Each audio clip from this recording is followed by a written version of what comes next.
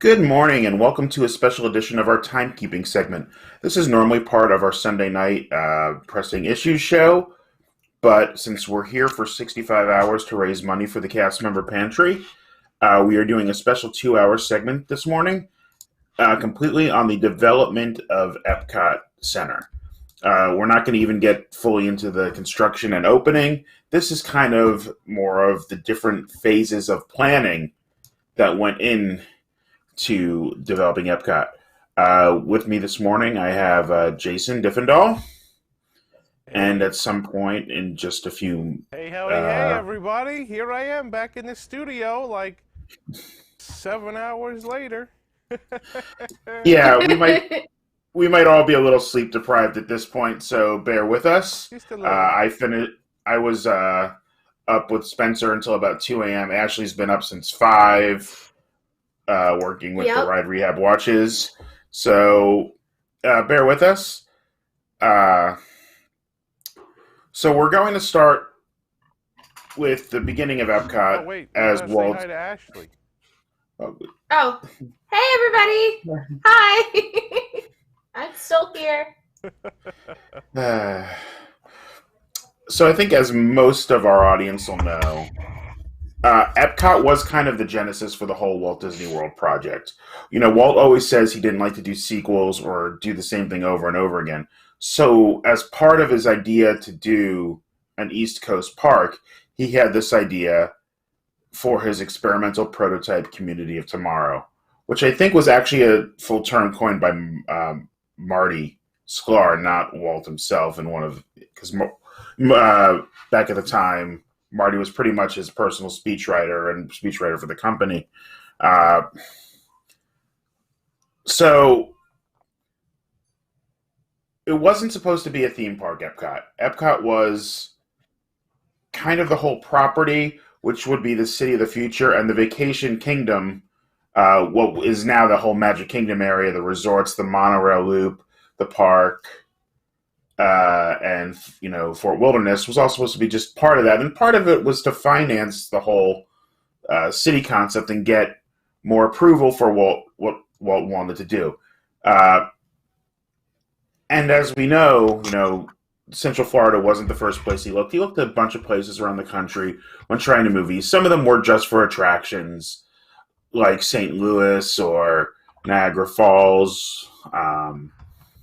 But one of the first places he really looked for a lot of land was in West Palm, Florida. And one of the reasons that fell through was because Walt wanted so much land. The guy, I forget his name, that they were working with basically thought Walt was joking, like how much land he wanted, or couldn't provide it, and just said no and backed out. And that's when they went to Central Florida, where instead of buying just one tract of land from one person, they bought from about 4 or 5 major tracts of land and then a few smaller ones. And about halfway through that process, they had I think about 15,000 acres. And Walt's like, well, why don't we go for that like 9,000 acre spot too? And of course, now they had to do that. They thought they had enough land for what Walt wanted. But here they go. And I think there was a quote from Roy, or I don't remember if it was Roy or Card Walker, one of the developmental people basically said, like, if we could have got 100,000 acres, Walt would have wanted it. And part of It that was never was enough. part of that was for the border around, because he hated what Disneyland became, with Harbor Boulevard and Catella being just overrun with small motels and things like that. But it was also because Epcot was going to be this massive project. So I'm sure a lot of people have seen that video, the Epcot 66 film, which was Walt's last film he created. That's the one where he's standing in front of the giant map, where he says, I'm about 6 miles tall. But let's go a little bit over what Epcot was. The center of it was Progress City, which was the model that used to be above the Carousel of Progress when it was at Disneyland. So, for those unfamiliar, and only familiar with the current Carousel of Progress, when you exit, you would exit, I believe it was up the center, right, Jason? Yes. You would exit up a staircase up the center when it locked into its final place, and then you would go to the second floor, and then there was this massive model, I'd say, maybe 40, 50 feet across, that was this whole model of what Progress City was, and that was the center of Epcot. You can see part of it on the People Mover, if it ever reopens, as you're going past, coming around and leaving to that first real tunnel area. It'll be on your left-hand side. I'm sure you're all familiar with it. Right before Merchant of Venus. Right. The city was designed with this central hub and spoked out, with population density decreasing as you went out. In the central hub was this hotel, shopping, commercial district, with the large hotel was that building you see in the center there, followed by the commercial district, which was all under a dome. People movers would be in and out of here. The monorail station was there. There were no cars in this area. Everything was designed for two different roadways, if I remember correctly.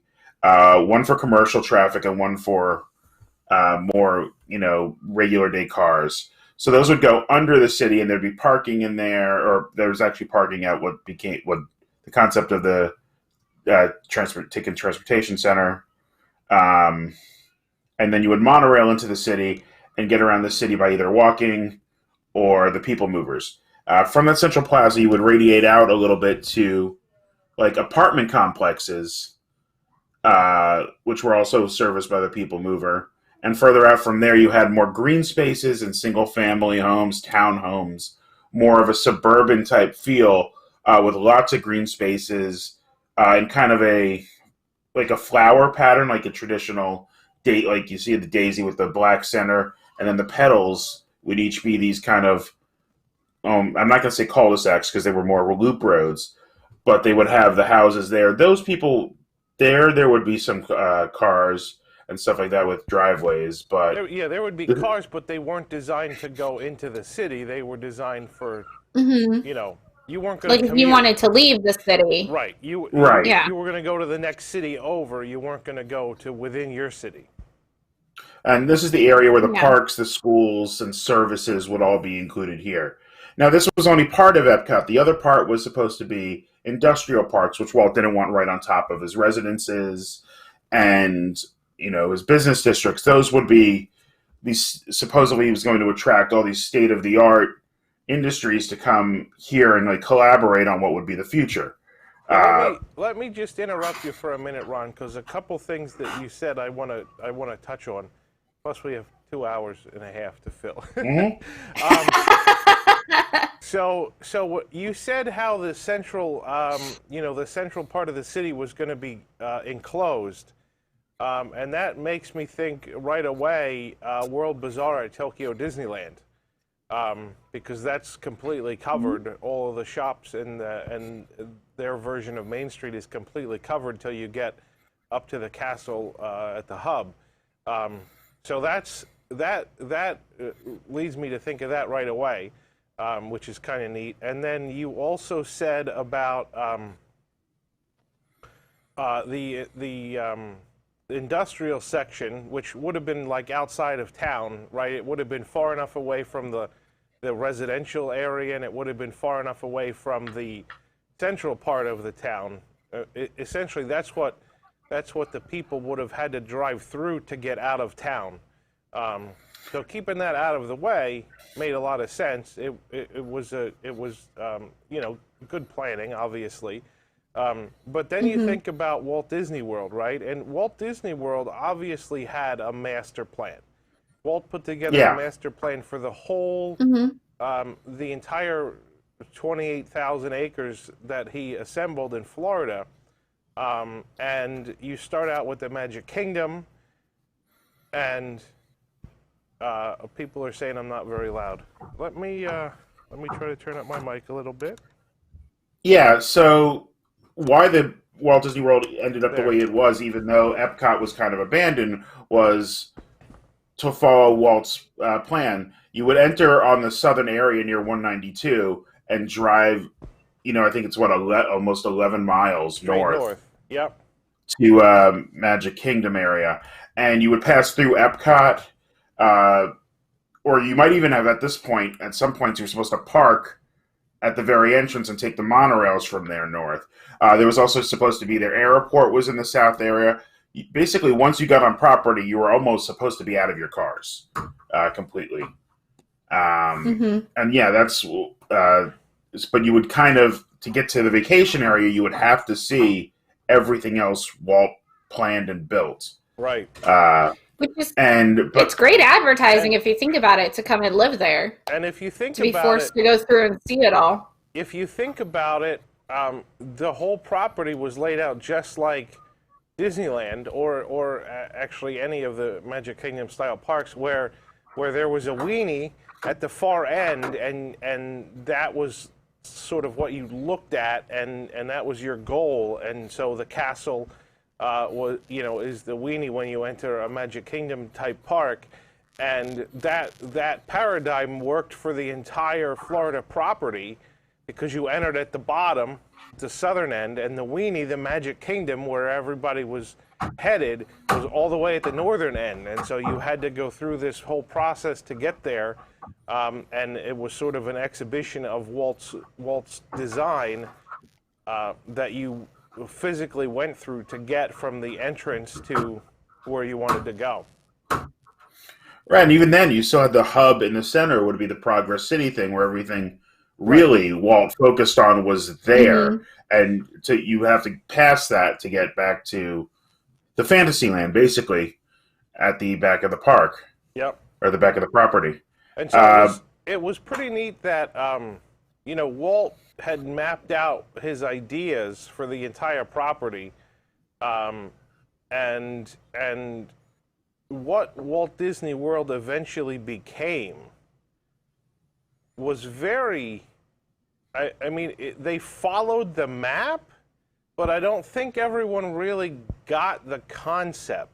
So like Epcot, the park, Epcot Center, was placed in the middle of Walt Disney World property because that's where the central hub was on Walt's master plan map. The problem was that the central hub on Walt's master plan map served a very different purpose than Epcot Center, the park. And so it was true to the original master plan to put Epcot where Epcot was supposed to go, but Epcot Center was a very different thing than what Epcot was originally intended to be. And so, when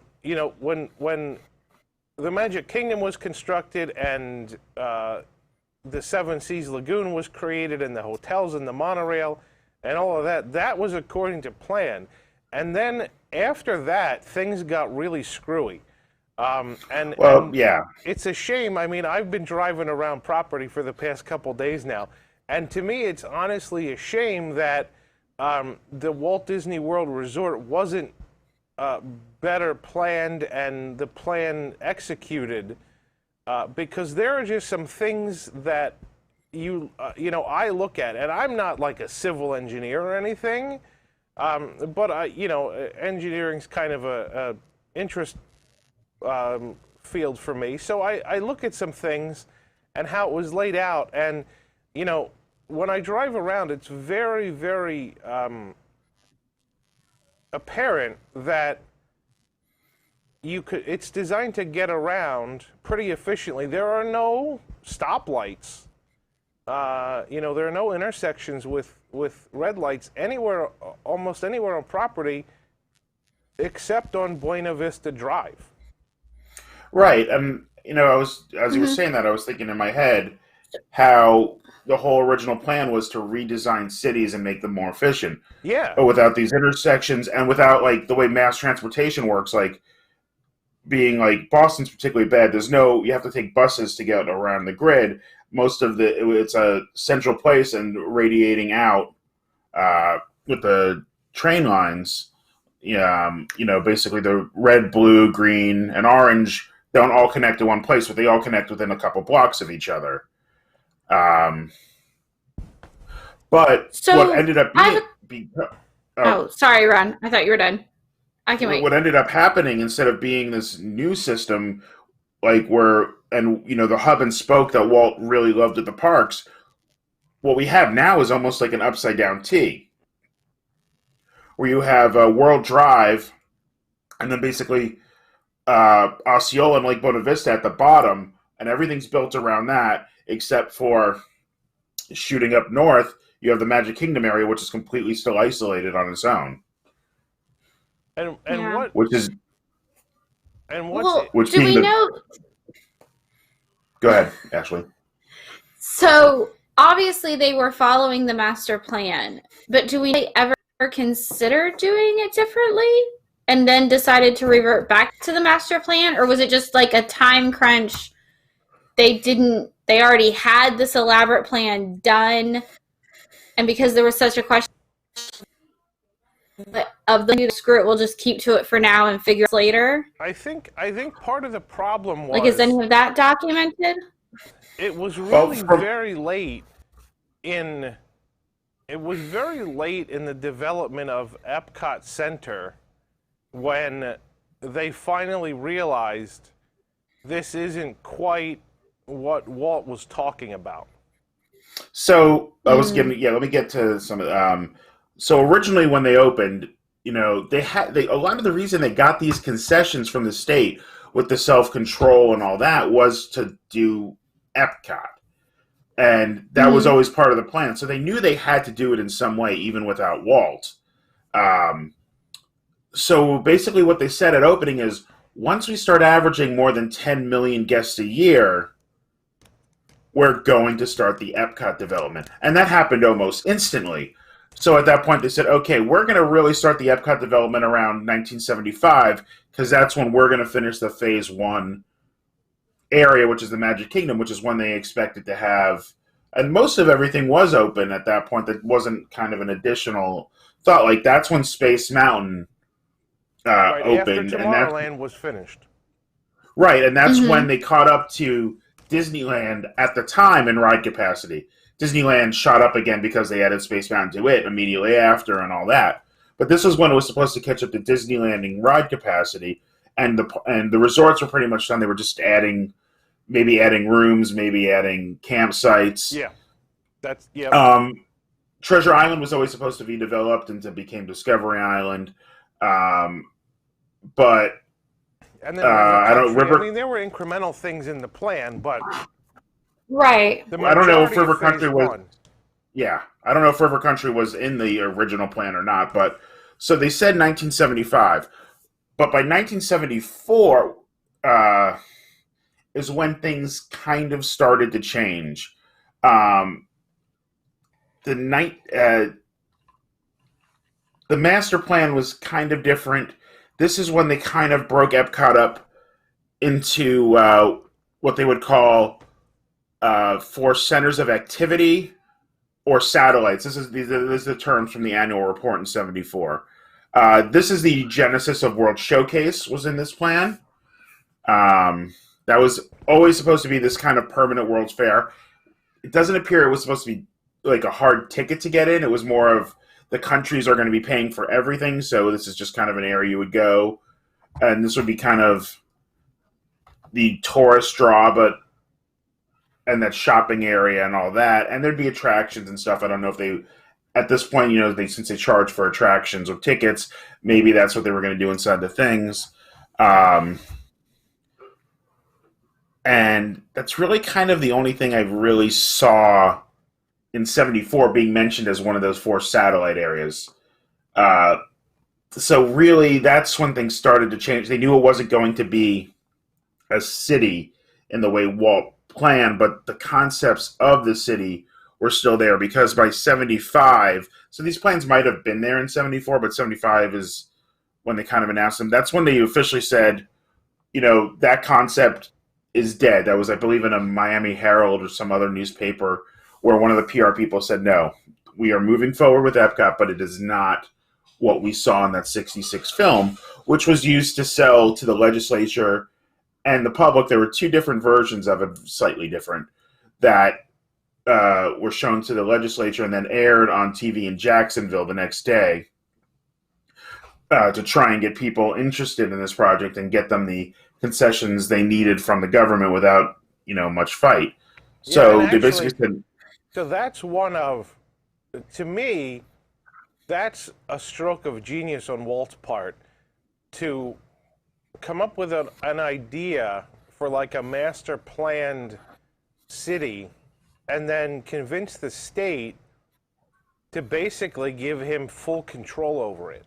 Like, I don't know that anybody in history, would have been able to do that. And I don't know that anybody... I don't think so. Certainly no one could do it anymore. Like, that was a point in time where, people were looking for sort of the next evolution of living and how, cities were designed. And it's pretty cool that Walt convinced the state to just basically give him free reign over all of this, including things that you'd never think like the government would let a private business owner do. Like Walt had permission. I mean, everybody like knows there was the little mini airport, the Stollport, along World Drive near Contemporary. I mean, Walt had permission to build an entire airport. Full on. yeah, And then, but a lot of people don't realize Walt had the ability, if he wanted to build a nuclear power plant on Walt Disney World property. Yeah, I was just about to say, because my Disney heritage teacher told us that story. He's like, yeah, if he wanted to, he totally could have done it. That's how much permission he had. And I mean, that's insane to think of today. But he Yeah. would have done it. company towns had always been a thing. This was kind of near the end of them. And one of the sources I was reading, I think it was the Project Future, talked about, like, Walt wasn't sure he wanted the city control because I think it was, I forget who used to run Universal at the time. Was both, I'm blanking on the name. I think it was Jack something, but I don't remember. was a friend of Walt's. And when they were doing that, he's like, I created Universal City and got the thing to do Universal City. That was more problems than it was worth. So Right. Walt was a little hesitant to do it, but there was like a 3-day meeting and they decided, no, we need this to do it. We need the county level stuff, and that would be the special, that would be the Reedy Creek Improvement District. And then we need the Lake Buena Vista, and I'm blanking on the other city's name. Bay Lake. Bay Lake and Lake Buena Vista. I think Lake Buena Vista wasn't even the original name. I think that was when they merged them or whatever.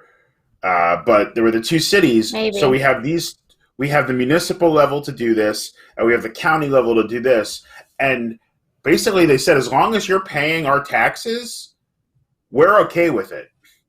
As long as they were getting their tax revenue, they were fine. And one of the concessions that the Walt Disney Company got on as far as taxes was they would not be changed use tax until the doors opened. So the improvement, like, what property taxes, if the building's there and it's not open, they're still going to charge you the taxes for the building because that's what the land's worth now with the building. So they knew it was such a massive project. They didn't want to pay taxes on these things for years leading up to it. So basically they got the concession until the doors open. We will be taxed at this rate as if it was the land in the same use as it was in 1966. So it was still great, basically being taxed as grazing land. I mean, it saved them a until lot of money 71. at the beginning, which is when they needed it. Right. But the biggest difference between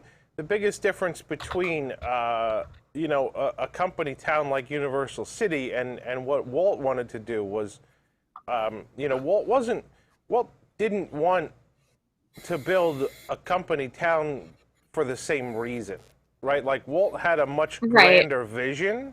And Walt knew, like, things like building codes, right? Like, Walt knew that he needed control over certain things in order to be able to execute this vision. And so, be able to do what he wanted. And it wasn't just like people are going to deny this. It's like they don't have nobody has the mechanisms if they're, in a bureaucratic control to look at all these new construction methods and say, let's try it out. It was all new technology that he wanted to try, exactly. Right. And none of that would probably have gotten Exactly. You've got regular county and state government who are um, not going to really be interested in trying out new things and bending the zoning rules to accommodate a new way of building or whatever. And Well, that was apparent. yeah. And to be fair, though, on the flip side of that, also, if you were going to go through the regular bureaucratic whatever, especially like a county level or something, if the county let Walt do it, they'd have to let other people in the county do it, and that may not have been a good idea. Like, so it makes sense for everybody, from the county's perspective and for his, to just let him have full autonomy over his land, and nobody else can copy and try to do this. Joe Blow over here may not do it correctly, but they still have to let him do it if they change the county codes for Walt. Right. So they essentially created a completely separate entity, which is the Reedy Creek Improvement District. Mm-hmm. Right now, I think Yeah. nowadays, if somebody asked for this, you'd assume they wanted to use shoddy construction or right. kind of get around it. Yeah. But at the Or be time, something underhanded or sketchy. Cut corners. thankfully right. for the rules that they set up, like were back then, where under that, like these people were perfectionists, and they set the rules. Mm-hmm. They were allowed to test things out, but they were stricter standards than a lot of people had at the time. Yeah, oh, for sure. It was still like you could get away with building something new, but you couldn't get away with building something known to be shoddy.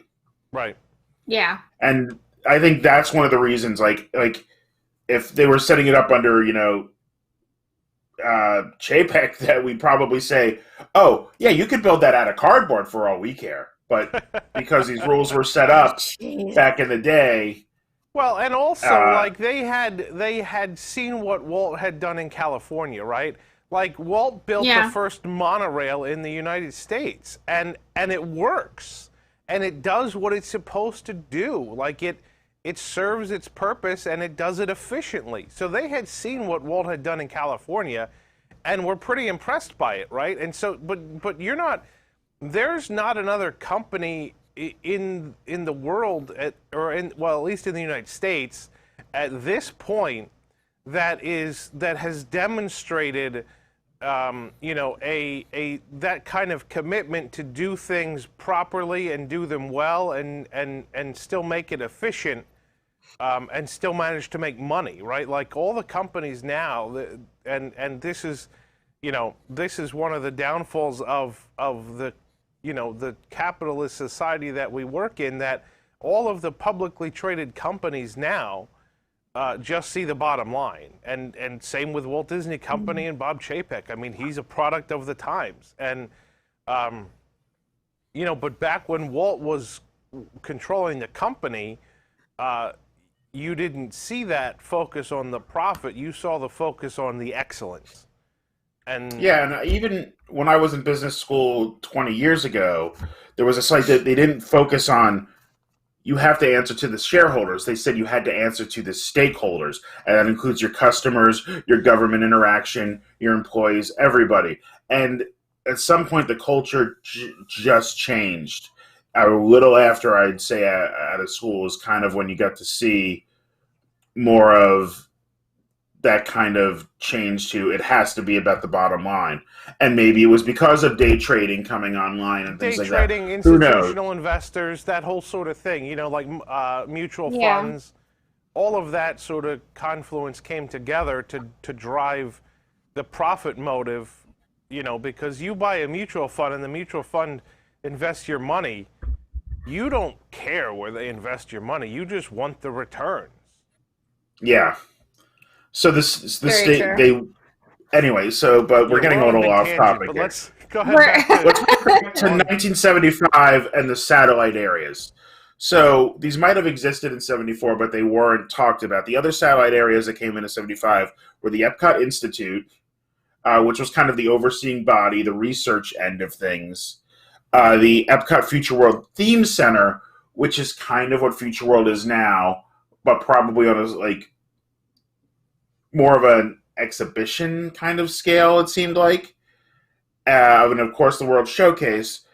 And then they also had, I think it was called the International Village, which was tied to World Showcase, but it was more the residential area for all the people that would be in what was later known as the International Program. So that was more of a residential, small town for, like, imagine Vista Way actually having things to do other than, skinny dipping in the hot tubs.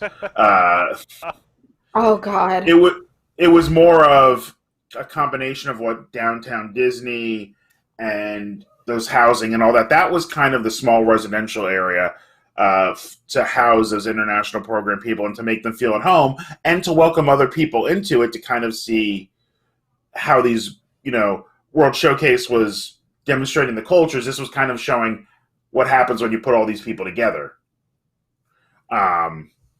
Sounds like a bad reality show. So the Epcot Institute, talked about a lot of the things we see Epcot eventually doing. The Water Hyacinth, that project, which I forget, that was always mentioned in the annual reports from like 75 through like 78 that I've read, and other things like solar. Yeah. And there was solar power plants, not just on the roof of energy. And still Disney does a lot of their power solar. Not only, I'm sure, because it's, saves them a lot of money in the long term, because, Florida is probably one of the best places for solar. But it was also, forward looking and other things that they talked about were the biological sewer and trash things, using microbes to break down plastics. They were experimenting with all of that before recycling was really a thing. They knew plastics were harder to break down, so they were experimenting with different ways to break down sewage and plastics and other trash using biological methods instead of burning or just burying it. So that was all being controlled by the Disney Institute. And one of the other things was the mass transportation, because at this point was right when they spun off the wet transportation industry, and about this time is when they put the People Mover into Houston, I believe, that right? Was the Community Transportation Services company that was what they called wet transportation when they spun it off. So this was all being developed under that umbrella of the Epcot Institute. And the World Showcase, the Future World thing, that just wasn't really talked about much. It was just an exposition center to kind of for the companies to advertise what they're doing here as kind of, well, you're contributing to this as a group, and you're obviously going to get your patents and stuff out of that, which you're kind of sharing, kind of not. I think was kind of the concept. But here's how you're going to advertise the stuff you're doing is the what became known as Future World. At World Showcase, there were 31 countries being spoken to at this point. I don't think they were talking to ambassadors. They had an office in DC, which I never knew about till now, so they could talk to all the consulates and have people over to discuss the project. So at this point, there were 31 things. And even starting back then is, Jason, I think I have this picture in the file of the original Epcot World Showcase model, the two semicircles with the pie slice, the pie slice one. Let's go ahead and put that up if you can. All right, let me find it. So this is the first real model. I mean, obviously there were other models of what Epcot would be. This is one of the first publicly available ones that was kind of more detailed than just a basic layout. Epcot would be, or the World Showcase is kind of similar to what we actually got with Epcot being two circles. This was two semicircular rings, but they were more like strip mall kind of rings where there wasn't space between the pavilions. They were like broken into trapezoidal pie slices, where everyone would have the same frontage space, but the pavilions, depending on the funding, would vary by depth, so you would get a little more size, but everybody would be able to have the same storefront area. And this would all be serviced through... Where'd you put this graphic? I'm looking for it's in the academic drive, 50th. All right, okay. All right. I wasn't And then looking there's there. a folder of a whole bunch. I put about 30 or so pictures in there of different concept art, mostly taken. Uh, I did borrow these versions of images from like the Progress City blog, Retro WDW, and some other places. But most of these all came from the annual reports. They just had better scans than I could do at the moment. So, and this one I think was from.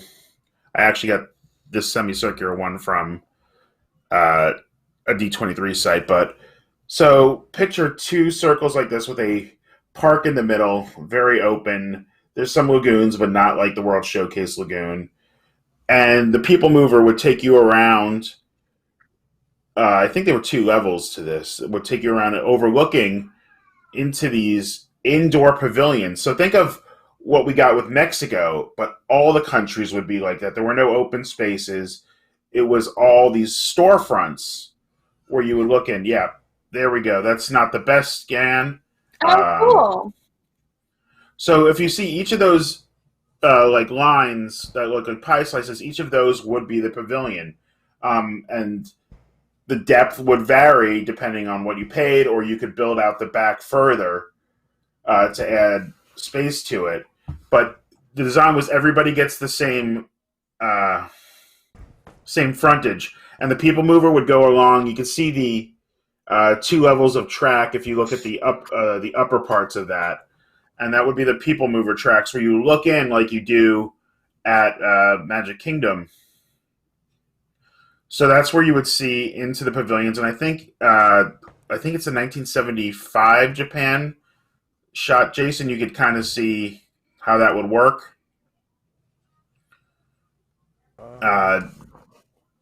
There's one where you can see the People Mover in the bottom with the Japan pavilion.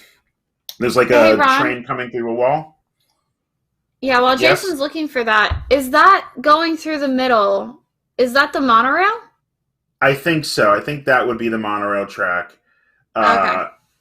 And at this point, this was still not a hard gate to get in.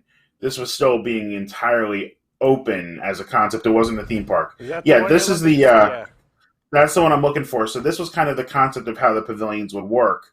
You see the People Mover here at the bottom going through, looking into the inside pavilions, like think Mexico, with the show building, I think, being on the right, just kind of a model of, like, we don't know what they were pitching here, but like there'd be restaurants, shops, and attractions in these things depending on what everybody was paying for. At one point, they basically said you're going to have restaurant, shops, and attractions and everything. But that was, I think, the 1970. 5 or 6 plan. That was the Master Plan 5. This came out before that. So you could see what things would be like inside the covered thing. You would have these little villages to look around. I think in the same thing you can see, I think they have a Mexico one, Jason, which actually came out very close to what Mexico looks like. It doesn't have the People Mover track in it, but I wanted to show this one to wow, I love that hairnet in the bottom right. I just noticed it. Well, she's moving. She has to protect her hair. Yeah. So I kind of really love this concept of the World Showcase kind of literally as a mall. Like, I think it works in a strange way. This is Venezuela. This is, I think, from the next year's annual report. Yes, this is the same year as the Japan one, I believe, that we just looked. This is the Mexico. So you can kind of see this is almost what we got. Like, just about, yeah. So they had certain concepts really nailed down that far back, and other ones not until like 79. So I love this idea for World Showcase, and the way it came out. So yeah, this is the D23 model. It's a little clearer, but it's the same picture, just not zoomed in. Mm-hmm. I would have loved to see this. This is before the famous, let's put the 2 models together. This was what we had. Right. Yeah. So with the People Mover, though, could you like stop and did each one have almost like a little mini station where you could get on or off, or did it just loop the whole thing and then you'd have to go back to where you want to visit? Well, I assume it's probably not every single one, But but like the way a the People Mover handful works, throughout? right, it never has to stop. So every 2 or 3 ones, you just can get off, go downstairs, and go into the pavilions. That's kind of how I assumed it would work. Like probably looking at this, probably 3 or 4 per side. You can see the tracks going between them. And then you had the big open area, which I think there's a picture of that area with a bunch of flags, and you could kind of see what the ground level looked like as well from there. So this was what that plaza would look like. So I only see the one staircase coming there, but I mean this is just early concept art. So that is the monorail track coming through the middle. The glass enclosed area at the top. Maybe everything was entered from the top, and then you went down into the pavilion. I'm not sure what was on the inside. There's another really small picture that would come from, I think, the next year that looks like a model of, this is kind of what you would get inside. So it's a mall. It really looks like just storefronts. Yeah. Straight up does.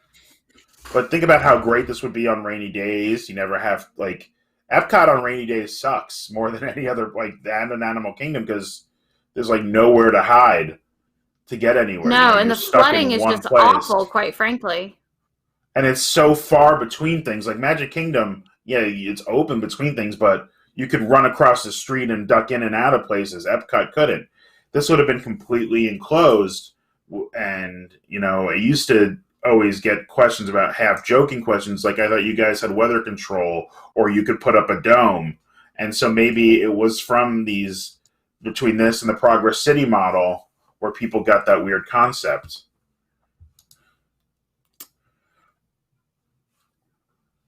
So the 31 nations, they didn't really list at the time, but you can see, I think, Great Britain and France were here. But a lot of the countries we got were always in discussion. Morocco was talked about early, as were a lot of other Middle Eastern nations. Saudi Arabia, UAE were both in discussion at the same time. The European nations that we got were all there. This was Venezuela, with, I guess that is their ride, being kind of a gondola system through the rainforest. Yep. Yeah, either that or the People Mover did a weird transition before it got there. No, that's a gondola, definitely. I mean, the one in the upper right has the, the suspension system. You can pretty clearly see it. I don't know. These are, what is this? This is Mexico. This is another one. This is after that other Mexico shot that looked familiar. So maybe this was in another part of the plaza. This might have been an art exhibit. Very 70s futuristic, like almost like what a Mexican version of Logan's Run would look like in my mind. But then this one, I think everybody's seen, the Rhine River. Yeah. Yeah. This is cool. This is, it wasn't actually always the Rhine River, they're saying it, but they always referred to it as a German river cruise because there were, like a Jungle Cruise, you'd go through multiple rivers, the Rhine, the Rhone. My geography is failing me. I think there's one with a T. But it would take you not just along the Rhine River, but to show you all of Germany, it would go along all the major rivers. And honestly, like, that's all we really know. It was supposed to be just a chill, like, hey, look at this kind of boat ride. Yeah. But that was there from pretty early development, that was one of the attractions that they had in mind. Other ones obviously changed. Like this is from the 76 stuff, I believe. Yep, so 76. We'll get into that. But I never saw this piece of concept art until I started doing this project. I've never heard of this piece of concept art until I started doing this project, which is weird because it was in the annual report. But I mean, this is was like an inch square image in that annual report, like very easy to overlook. This is the Japanese Omnimover. This predated any other attraction I've ever heard of. I mean, because as we've discussed, there were, 3 or 4 different attractions that were supposed to go into Japan. Opening day was supposed to be a version of Meet the World which had another name at the time. I'm trying to find. I had it in my notes here. Andy's trying to get into the room now. He's like, breakfast.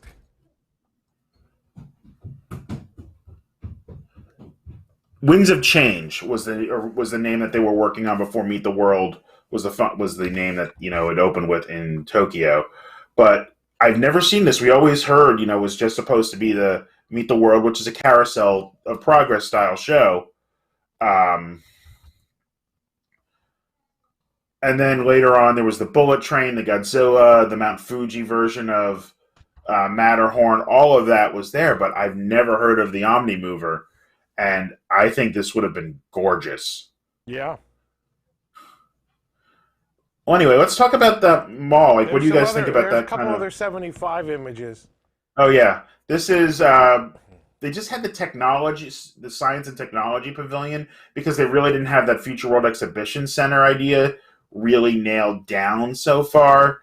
So I don't know what this is. This is a giant laser refracting. This just seems like some kind of prism or something. Yeah. Yeah, I think this is just pie in the sky. Let's look futuristic stuff. Right. Yeah. Concept art. This is a Japan pavilion again. Yeah. There's the bullet train. Which I don't know what it like. If that doesn't look like an entry to a ride, like that door can't be anything more than a bathroom as far as it looks like. Yeah, I don't know what. Maybe it's just the facade or something. Who knows? Yeah, it could be a photo op. What else do we have from the 75 stuff? Oh, this is the International Village area. This was the residential area, so you can see it was kind of a downtown Disney area within the housing for the international program, because think about it, if there were supposed to be 31 countries, that's triple what we have now. And I don't think they counted the American Adventure Pavilion, because at this time, I mean, that was supposed to go in World Showcase, but when they put the two models together, that was kicked over to Future World's design or Future World designation. So at least 30 countries would be represented here. So that's why it was kind of this whole city. And you can see it's shops, restaurants, pavilion areas, and I assume people would still be wandering around in kimonos on their days off. And then the tourist couple in the middle. This is really cool. So this is the Epcot Future Theme Center. This is really all we know. I haven't seen too much about this. The Communicore concept was there. I've found this image, but I really didn't find much to support it, because they really didn't talk about it much. And I don't know how big it was supposed to be or anything like that, but once again, it looks like to be all one building. There's probably a people mover connecting through it, as they wanted to put everything. This is the next year's model when they started pushing stuff together. It's Marty, and I forget who else was on here. That's John Hench in the middle, right? I think it might be Hench, and there's another John. John does something was, I think, the third guy here. But this was the 76. This is before the Master Plan 5, I believe. But this is when they first Epcot Center was named, and they pushed the two things in. You entered through the north. You could definitely see, the bottom of this image is World Showcase. Yeah. And the top looks like that image we just looked at of the Future World Pavilion things. This one. Yeah. So I remember reading that you entered through the World Showcase part in the south. Yep, you sure did. And it doesn't look like you could even walk to Future World, unless it's a very narrow bridge in the middle. I think those red lines might be the walkways. I figured those were the people movers. Oh, maybe. I don't know. Yeah. Because they were, even when they were doing Westcott, they were obsessed with the idea of putting people movers through everything. I guess until they took it out of Disneyland, they thought it was actually a really good system. Well, it was, and it still is if it works. Yeah. So apparently here, oddly, you would enter through World Showcase, which appears to still be in the south and north, because Epcot always, when I found out it was reversed, I always assumed you entered every park through the south for some reason until I was 14 or so. Yeah, I know, right? And it still gets people screwed up, Future World East and West, because they think they're entering from the south and they get it backwards. Right, and I believe both Animal Kingdom and the studios enter from the east. Animal Kingdom enters from the south. Animal Kingdom throws me off completely. Studios pretty much enters from the north. Oh, really? Okay, yeah. Those, I'm usually really good with north-south, but somehow Disney's always thrown me off with that. Because it's not a real environment, I guess. But right. So this was when they pushed them together. This would be the 75. Once again, everything was really focused on, they were so much further on development of World Showcase that we really didn't start hearing much about Future World till 1976, which is when we start getting the breakdown of the pavilions that we kind of come to know. This is much later. That's 78. So all these are 78 images. Yeah. Let's go back to the. Here's another version of that same map. That same one, yeah. That's John Hench again. I don't know who those other guys are. Well, that's Scar with the glasses. Oh, that's Marty. Oh, wow. Yeah, you're right. Yep.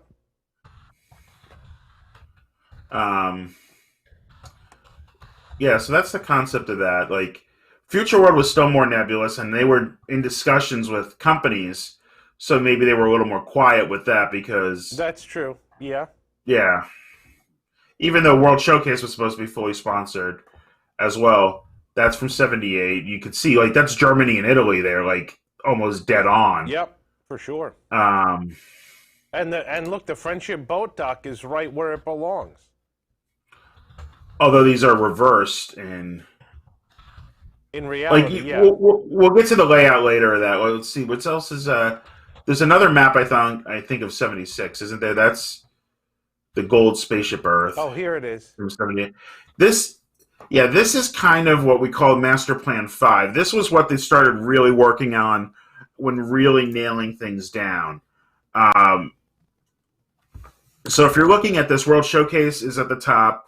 Future World's at the bottom. You see Spaceship Earth, and you see Communicore. Communicore's right there, yep. Yeah. The Transportation Pavilion is where it's supposed to be.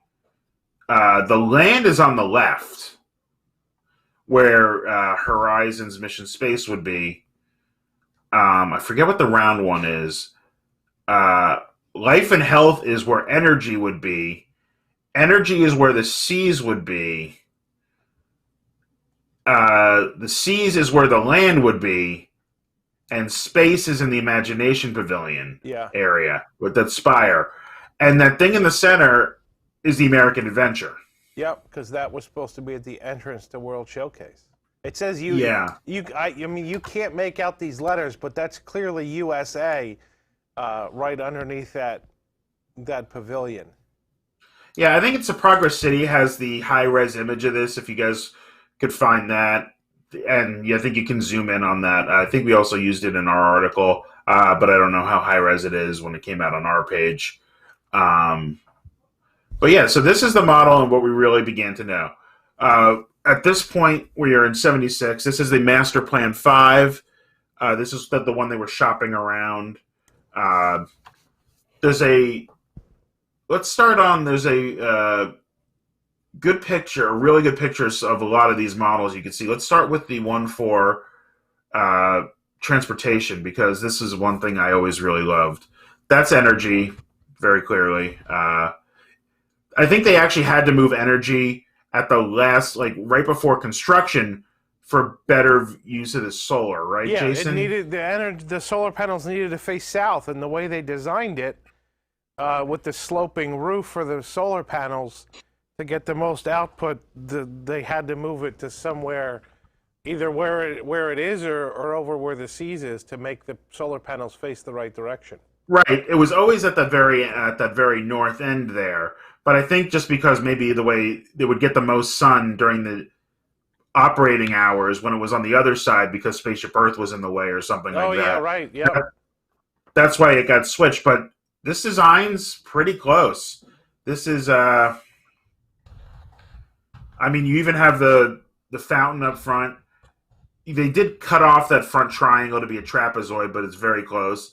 And then these other exhibits around, I guess they just really didn't have the need for because they put all that kind of stuff in Communicore. Yeah. Although there were big satellite dishes up front. This is the Transportation Pavilion, which actually had 2 attractions.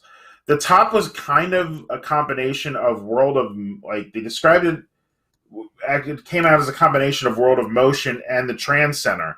There was a history of transportation up there. There were all the exhibits we would see in Trans Center, like the car of the future and stuff like that. But there was a test track style track along the bottom. So this was a really complicated pavilion and a really interesting design. Yeah, I mean, and it wasn't just focused. Look at the construction, how insane that looks. Right, all above ground. And I'm sure they were looking at car sponsors, but like the fact that the centerpiece isn't a car, it's like looks like an early version of the space shuttle, which would have been in development about the same time, probably a little further along. That it would focus on more transportation, more in the future. So, you know, sponsors as they came in would dictate what you would do, obviously. But this is always something I always love, and I love the multiple attraction layout here, and the Car of the Future test track thing there, which we didn't get till 2012, really. But I mean, the Car of the Future part. But I love that each of these rooms would showcase something that's. The Space Pavilion was something they always talked about very vaguely. They didn't have. Because it was such an evolving thing. It was so rapidly changing. You know, this pavilion, I think, more than anything else, exemplifies the Tomorrowland problem of, you know, by the time they planned it and built it, it was past technology. Right, and I mean, this kind of would give way for Horizons in the first model. And I mean, it looks like it. This looks like a Horizons kind of thing. Yeah, I mean, this looks like a bigger version of those ride vehicles, like where you're going sideways. Like, we don't know, like, I didn't put the picture in here, but there's a picture of Ray Bradbury with some weird gyroscopic looking thing that was supposed to be another part, like another ride vehicle for this. But like the moving sideways, this, like if you took each of those individual seats and moved it, this is the Omnimax thing to me. Yeah, exactly. That's what I was thinking. Yep. So, but this was supposed to be some sort of massive ride vehicle, and that's all we really know about this. It's really cool concept art, but where did it go, and where would it have been? I think this is some of the World Showcase. Once we got to Master Plan 5, it wasn't quite the mall concept. It was a little more tighter version of what we have now. Because what we have now, you know, there's some spacing built that we're losing those expansion pads. But even then, those like what they do when they use them for another pavilion, they kind of leave the facade a little open, so there's some space there. I guess you can see. I think that's the Italian Plaza on the right side. Right, yep. And then Germany is below that, so this is similar to what we saw. I assume that would be the Equatorial Africa area. That's what it looks like to me. And at the north, I think it was always a Scandinavia, but I think at one point it was Denmark. I can't really tell what then. I was going to say it looks kind of like Canada, so that makes some sense too. Scandinavia kind of thing. Yeah, so this is, but you see the friendship boats, you see the islands in the middle. I like that lighthouse there at the bottom. That would have been a really cool, like, some kind of offset centerpiece to Spaceship Earth being the center of Future World. Yeah, I mean, that's like, an island in the middle of World Showcase Lagoon, so, you know, I mean, that could have been the focal point of the Lagoon show. Right, now we're going to get these giant fountain rings, like, in the middle that are going to be there all the time, so I mean, this is a nice compact design, and I don't know, like, as we were saying with them all, I don't know if I would mind it being more compact. Like, I love the place making that Future World or World Showcase does, that everything is so spaced out. Like if you walk a little bit into any of the courtyards, you can't see any other country.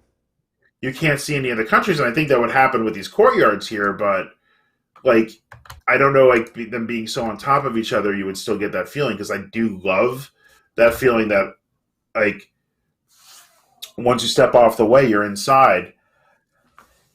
Excuse me. But I would still I think that mall concept is still a great idea. What else do we have here? This is from '78. This is more of a finalized version of it. I think you have Morocco there, which, even though it was a later addition in '83 or '84, Jason, it was still in the plans. It was still in the early plans. UAE was still in these plans here. That looks like Japan. Yeah, you see the Torii Gate there in the water, exactly like it is now. I don't know what that is. If that's kind of like, there was some sort of center focus island, I forget what it was called, that wasn't part of it. That would be where American Adventure is now, kind of in that far south end. Because even in '78, American Adventure was still in the center. We'll get back to that model in a second. Let's keep looking at the '76 stuff. I don't think it's labeled as '76. That's a '78. They're more the weird names, Jason, or some of the '76 art. The problem is I can't see file names in here. Oh. This is the Seas Pavilion from the '76 model. The look at the facade is very close to what we got. Yeah, this was always, even true. though Seas didn't open in '82, this was always part of the plan. And more or less the plan. This was always pretty well planned out, and we got pretty much exactly what the original plan was supposed to be. I have to disagree with that, because the original one had the pavilion style with the shows, but you had two rides in here. One focusing on human maritime thing, which I think Poseidon would take you through the history of the seas and man's interaction with them. I don't know if they called him Poseidon or Neptune, but it was kind of some sort of ride where that would happen. And then there was another, I think, Omnimover that would take you through the more natural parts of things. And I think you see the tank in the middle, and I think that back one was the dark ride that would take you through the history of maritime culture, and then there would be the exhibit centers and all that. And I don't think I was just talking about like external design. Oh yeah, is what I don't think the tank is as big as we got, honestly. I mean, it's hard to say from this size. This pavilion looks much bigger than what we got it, because obviously it has that second, full ride in the back. But you can see and two theater shows. There's like a theater section and stuff too. So yeah, this is really cool, and I love the concept of it. But as we get to '78, you'll find out. Now we're just kind of all over the place. So in '70, this is the original land concept. Yeah, this is the original land concept with the kind of crystalline structure and closing. And you can see, so that's not a gondola in the middle. That's like a tower ride, right? That's it's an observation tower. I think like SeaWorld has. SeaWorld, yeah. Imagination was not on the books at this point, so you could kind of see this design became the Imagination Pavilion. And look at and this was more balloons. That's my favorite, is the hot air balloons that ended up over the Sunshine Seasons. But I think that was the ride, was gondola balloons, right? Like at the time, one of the rides here. Yeah. They were basically Skyway, but they looked like balloons going through the rainforest, because this was not just about agriculture at this point of the design. This was about everything earth sciences, kind of geology. Like you would go down and you would see like into the ground, so the geology would be there, the rainforest would be there. This was earth as a whole, not the land. But they were calling it the land because we already had space and sea pavilions. And this would last until, I believe, Kraft came on. But Kraft was signed by '78, so I think that's when they kind of started to focus more on the food. But this is a legendary concept art. This is the '78 model, so let's just take a look at that. You can see energy moved over to where it was. You had the round version of. Hold on, I have the thing here. That's still American Adventure in the middle. That's still Yeah. the American Pavilion. And you can see Communicore. So what's really cool is you can see the Communicore buildings and the breezeways there, except it's just not covered, right? Like if you cover those breezeways, that's the layout of Communicore. Right, I believe the land had shifted over to the left. Space is that thing with the spire, I think, in the back. It's always amazing that the one thing that never seemed to move was World of Motion, which is now the Circular building. Yep. But here we were still in those same life and science, life and health, those seas, space. Like there's still no imagination or horizons in this model. And at this point, the attractions that had sponsors survived because Kraft was on, General Motors was on, and Exxon was on. But you didn't have a sponsor for the seas, for life and health, or for space. And those go away for years. Or get delayed. Yeah. So Imagination and Horizons came in late 78, 79 after this concept art was done, and they were still even kind of vague. It was known as Century 3, and they knew it was going to be that kind of carousel of progress, takes you into the future kind of thing, because GE was brought on pretty much instantly with that concept. And Imagination, I really can't find the development. Like, I was really looking to find like where the concept of and where it came in Epcot, but I knew it came in around the 79 point after Discovery Bay failed. That's kind of what I remember, right, Jason? Like, because that's where Figment it was late. I mean, it was a very late addition to the whole Epcot Center idea, and that's pretty much why it didn't open until '83, was because they didn't have time to build it. Right. You'll notice here, this is where we've already completely lost the figure 8 part. Like, one of the earlier models, even though Future World was modeled, we still had that kind of double lagoon. And you can kind of see here, you kind of had the expansion area for that if they wanted to continue around and add more to World Showcase, because I think they always wanted to like keep adding countries and countries. The lagoon that's at the bottom center and left was basically, you could build more countries there. If you really wanted to, yeah. Looks like you have Holland here. I have some of the countries. China was not listed here, but UAE and Israel were listed at this point. So United Arab Emirates and Israel were both supposed to be here. And this is right before the whole Iran, where they ousted the Shah, which really iced over Middle Eastern relations again. Yep. So, because Iran was an earlier... was a potential World Showcase pavilion up until that point. Right, and because the U.S. was supporting the Shah, they were an ally up until the revolution there. But China was not here. China was very, very closed off, and it's like, the panda diplomacy. When was it? Like, that was one of Nixon's later things, wasn't it? I believe so. So they were just starting to open up. Here we see some more concept art. This is 79.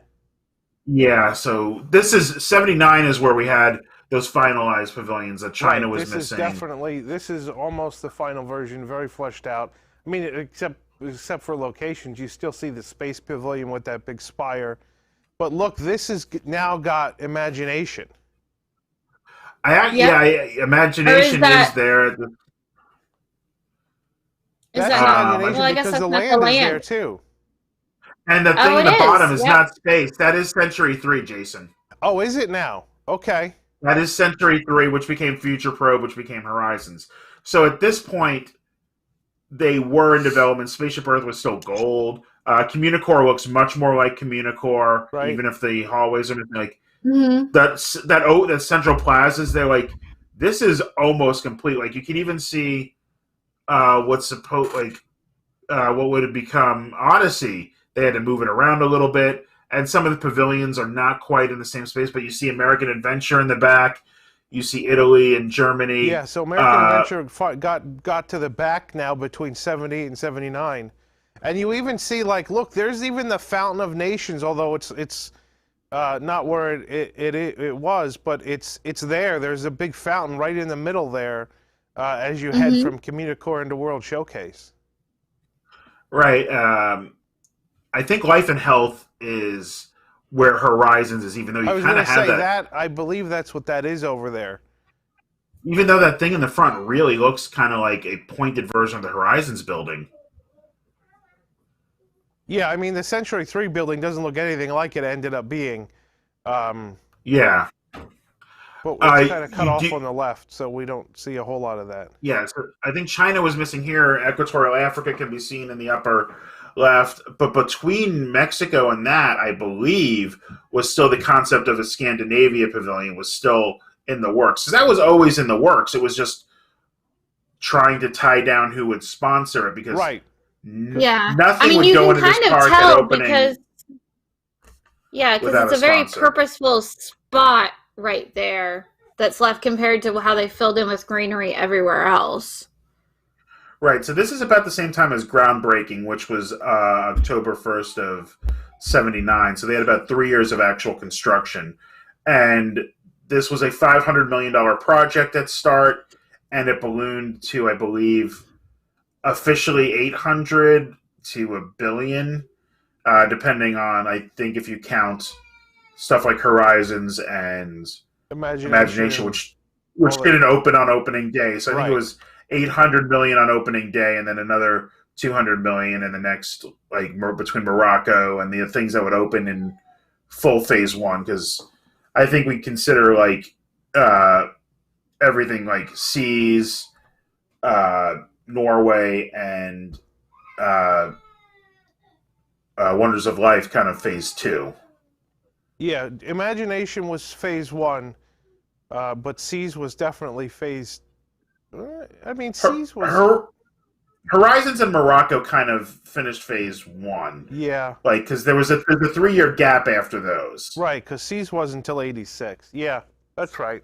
I mean, it might have been under construction, but it wasn't like an initial thing. Like the things that came late were just like about Imagination sponsor. Was under construction when the park opened. Yeah, the building was open. Like the building was there, and the ride was mostly done. They were having problems, and they continually had problems with the turntable, with the timing structure. Yeah, but the movie was open.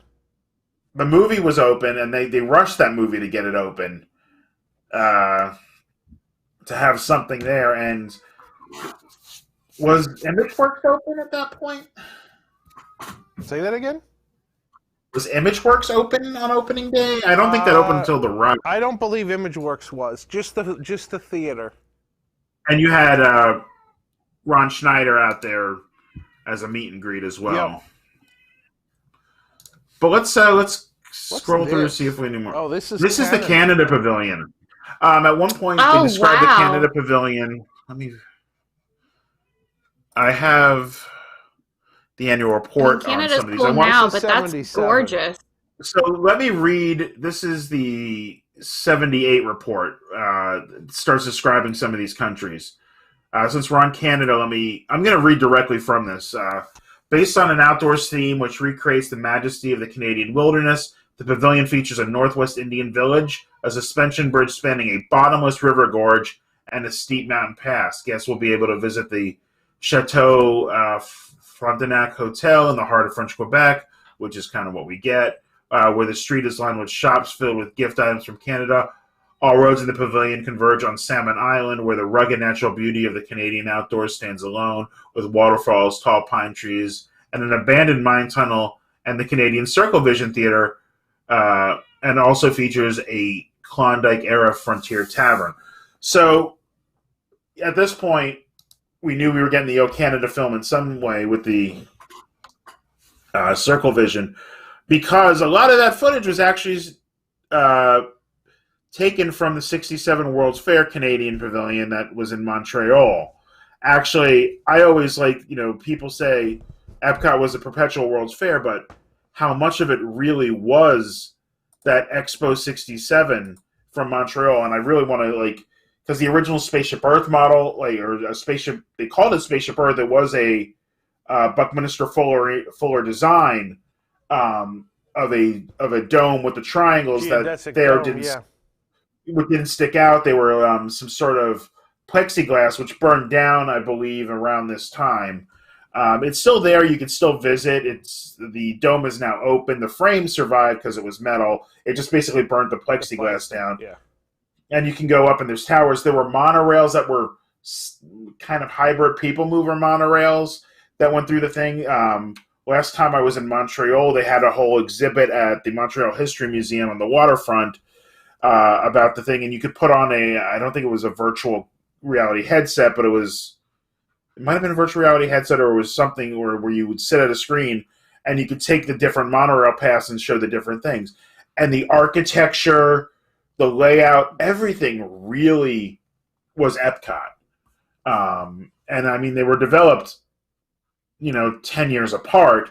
Yeah, so you could really see it's really interesting that it was 10 years, but they took all of that ideas. I mean, it was, they took the 64, 65 World's Fair ideas for a lot of exhibits, pavilions, but they took the architecture and the building styles from 67. Yeah, and there's a few things that survived. The expo was on, I forget the name of the island, but it's off the main part of Montreal, and I really recommend anybody who's in the city to go there and check out. There's a few of the buildings left. Most notably, the American Pavilion was that geodesic dome. There's a great fort with some great history. That predates it, but on the north side of the island is now a Six Flags park. Some of the other stuff does exist around there. It's the train station that they built for this is all there. There was some really cool stuff, and Disney participated in there because they made the Circle Vision film for the Canada Pavilion at that fair, and a lot of that footage still existed, made it all the way through to at least the Martin Short version. I don't know if I have not seen the newest version. Was it Far and Wide, Jason? Yeah, Canada Far and Wide. Yeah, I haven't seen Far and Wide yet, so I don't know if any of the footage has made it, but I mean, that footage lasted 50 years. So you can see why they were really kind of you gotta modernize this film, but this isn't that different from what we got. It was just more expansive and more highlighting that kind of the Canadian Pavilion is still such a weird layout. There's nothing up at the top to draw you there, but it's a really cool place to walk through, and there's these bridges and all that. It's a really underutilized pavilion. There should be something in that hotel to draw guests up there, but I mean, if you never went up the stairs, you can get most of the pavilion by going through the Victoria Gardens area to get to the Far and Wide film. But here you it looks like a mix of the Canadian Pavilion that we got and the Grizzly Fall, the challenge run at DCA is kind of the way they described it. So let's talk about some of the. Let me pull that up and read. There's just a couple more images in here. Okay. This is the Arab World Pavilion. They didn't really specify because they were talking to Saudi Arabia and UAE. This was separate, I believe, from the Morocco thing, even though it is still Middle Eastern. But they called this one the Arab World in the annual report. Very Middle Eastern, bizarre. Not much more to describe at that point. But while we're here, let me read the description of the UAE Pavilion from '78. Ancient Arabic dhows, DHOWS, sailing ships, and Bedouin encampment will be featured. The tents will house a variety of Arabian art objects, both on exhibit and for sale, cultural displays, and a restaurant offering traditional Arab food will be featured. A magic carpet ride through the Arab world's fascinating cultures, and it does say cultures, will include information on early Arabic contributions to the fields of astronomy, navigation, and mathematics. So some of that stuff a little ended up in Spaceship Earth. But this is the UAE pavilion that, in addition to Morocco, existed at this point. So the countries in 78 listed were Japan, United Kingdom, France, Italian, Morocco, UAE, Mexico, Israel, and Germany, which they kind of, and these all had the like official names in the thing, like the Federal Republic of Germany, which would have been West Germany at the time, United Mexican States. Like these were all they gave the very formal names here. Yeah, and I noticed that looking at the annual reports too. Like they called the countries what the countries wanted to be called. Like they didn't just call it Mexico. They called it what the country, because the countries are paying money. They sort of, well, they were at the time, but it ended up being there's a list of sponsors here. For where is that? This is some of like the list of sponsors at 78. Adidas, Alfredo, the original of Rome, which ran the restaurant. Bass Export Limited, which might have been the Bass Brothers that were the major stockholders. Blairy Beck and Company might have been Germany. Is Adidas a German company? Yeah, I think it is. British Airways, British Railways, Canada, Can Show Incorporated, Cartier, Dumby, Convex, Marks Limited, the Federal Republic of Germany, the French Republic, Global Art, GmbH, which makes it's German, Guinness Overseas. So Guinness was a sponsor at one point. Yeah. Heraldic Promotions, Hutchin Ruscher. So if I'm butchering these, I do apologize. The Italian Republic, Japan Air, Kingdom of Morocco, which I believe ended up being the only like government to fully sponsor. Like some of the tourist boards sponsored, which I think is what a lot of these were. But I believe Kingdom of Morocco was like the only fully like government, like central government sponsored. Yeah, Norway was sort of close too. Well, Canada was the Canadian Tourist Board. I thought Norway was like the Norwegian Tourist Board. I thought Norway was like one of the royalty in Norway. It wasn't the government, but it was a government affiliated person. So Libraire Hachette, E-Lights Incorporated, K Mikamoto and Company Limited, Mitsukoshi Limited, Noritake Company Incorporated, Pentecalt Group, Royal Dalton Tableware Limited, St. Ursula Winegut and Winecullery GmbH, Seiko Time Corp, Selfridges Limited, State of Israel, United Kingdom, United Arab Emirates, and United Mexican States. And those were the World Showcase sponsors listed at this time. So obviously some of these would drop off, or they would just sponsor the little stores. Like that's what I'm thinking. Like the Global Art and Guinness might have been the plan to sponsor or just be featured. Like they contributed in some way. Maybe not enough to get like a sponsored by, but you're contributing. We're going to finish. The British pub is going to feature Guinness products, right? As opposed to somebody else. And let's see. This is also at 78 is when they announced they were going to a pay price admission. So it was in the plans as far as 78. I don't know if they were planning on switching to Magic Kingdom. I assume they probably were. One admission media will become a passport to all pavilions and adventures in Epcot Center. So that's in 78. This is before the groundbreaking. That was announced, and they had the October 1st, 1982 date.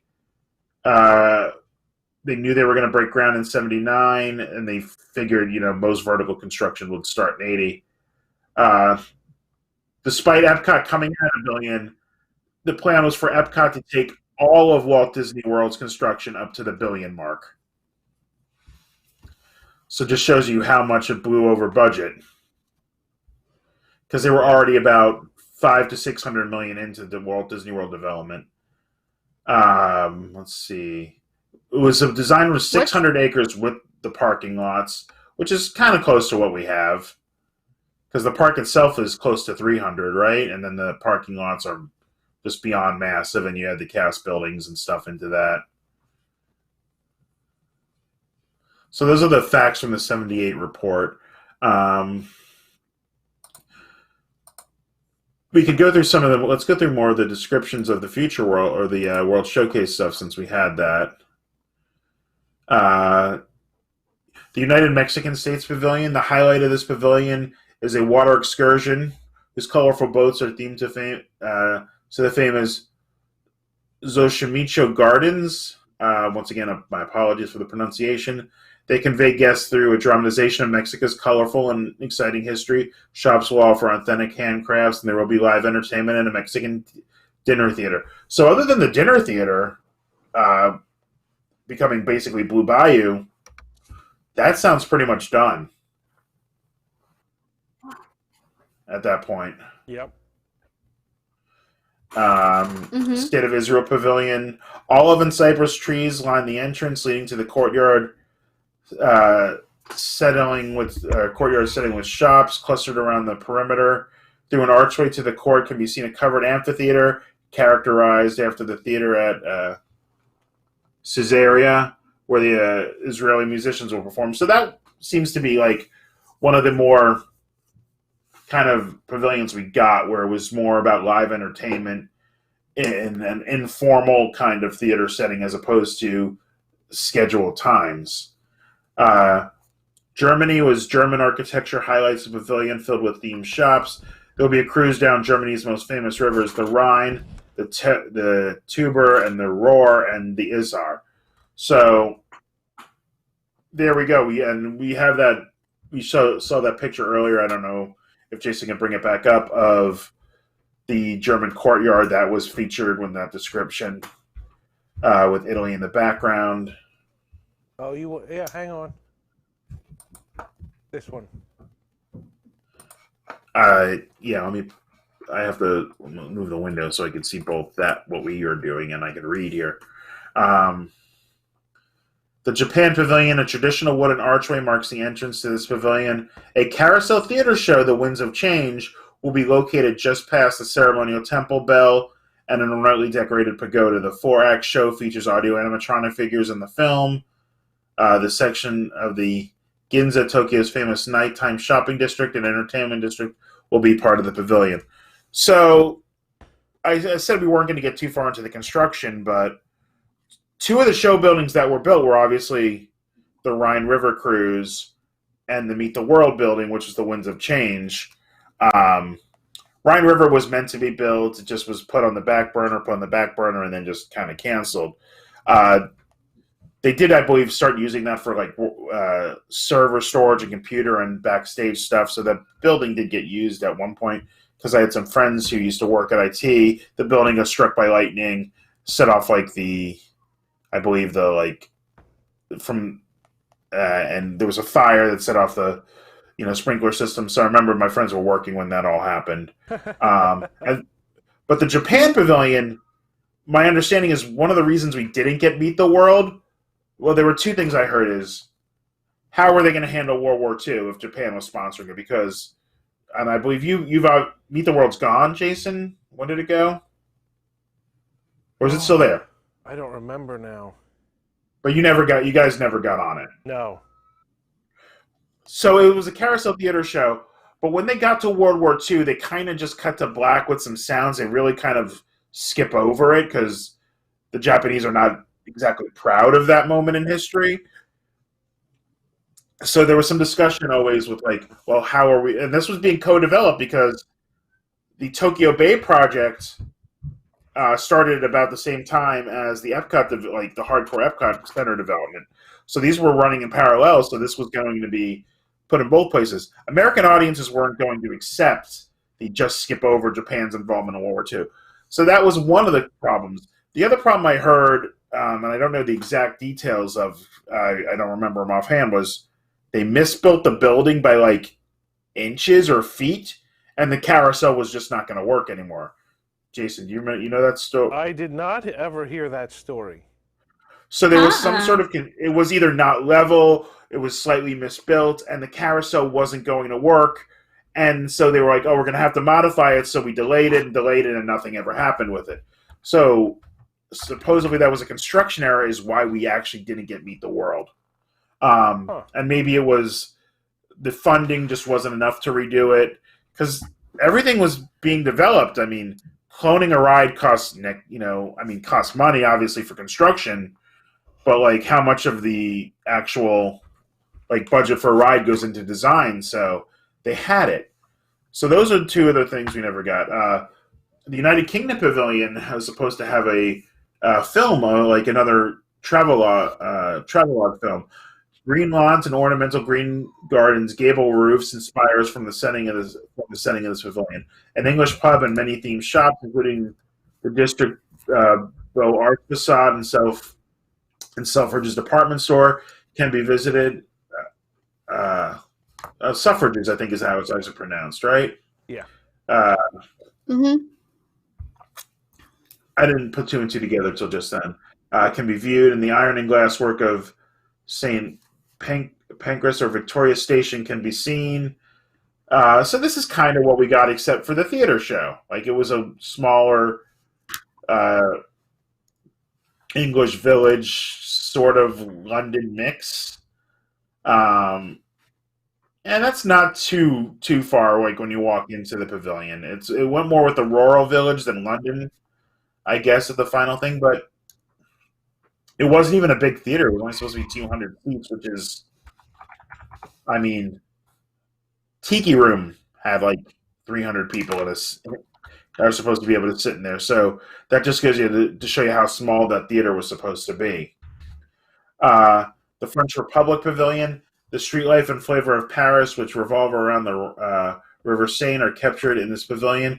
There will be sidewalk cafes, a gourmet restaurant, and shops. The street leads to Montmartre, the artist quarters of Paris. There will be 2 full floors of shops featuring French perfumes, gifts, items, and art. This doesn't broach the film that we got, so they took the travelogue out of one place and put it in another.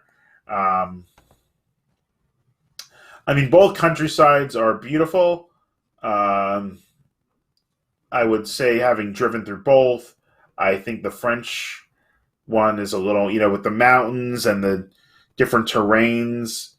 Like, I didn't get up into the Highlands of Scotland, but I think French kind of works better as a travelogue film. So I think that's kind of the way to go there. The Italian Republic Pavilion. The classic grace of Italy's art and architecture form the backdrop of this pavilion, with colonnades, gardens, and shops. Recreations of great Renaissance buildings can be seen from the center courtyard, as can the famous Northeast Tower of Naples' Nuovo Castle. Shops will feature jewelry, ceramics, porcelain, leather, basketry, marble work, and glass. And despite it kind of looking like we have that art that's up now, you can see you can see Italy, and it was supposed to be Neapolitan, but what we got was Venice, which is almost the St. Mark's Piazza, including the Campanella, the Doge's Palace, are almost recreations of where, if you come into Venice, like, the main boat dock area is kind of there. So, and I didn't put this picture in because I wasn't doing the construction and I ran out of time going a little bit trying to put all these pictures together. There's a famous picture of probably sometime in 1980, 1981, of the land cleared for the Italian stuff, and just had all the construction materials piled up in a sign that just says Italy Pavilion, some assembly required. I remember that, yeah. Yeah, that's in the Imagineering book. That's a pretty easy picture to find. So this was the entrance to the American Adventure Theater, I think. This would have been like inside, like, the pre-show areas, kind of my take on that. You're in the pavilion, and that little tunnel goes into the theater. because this wasn't the grand Georgian mansion that we got, so they didn't, want to do that whole, make a grand Georgian atrium inside. This was supposed to be future world when this was being developed, so it was a look into the future as a, very Americentric. America is the future. America, because at the time, we were fully dominant as a country. Like it was between us and Russia, and the Western world. And like we were winning. Nobody who was on the Russian side was going to be coming to the U.S. Let's be honest. Like it was the height of the Cold War, so the propaganda of all this was also important. And then there's you can see that the theater, like the design of the building and the pre-show was a little different. But there's another American Adventure picture. I don't know if we've shown it yet because I've had some reading material up. You can see that the show was kind of what it was, except this is still when they had the third host, it looks like, to me, with Roy Rogers. Yeah. I mean, he did show up eventually, and that could be just that, but the fact that he's there with Twain and Franklin makes me think this is when they were going to use him as the third host. And I wonder if maybe his family, like, do you remember the story of why they didn't use him? I don't remember. Yeah, I've never really heard why. My guess is, his family Why they was still didn't use alive.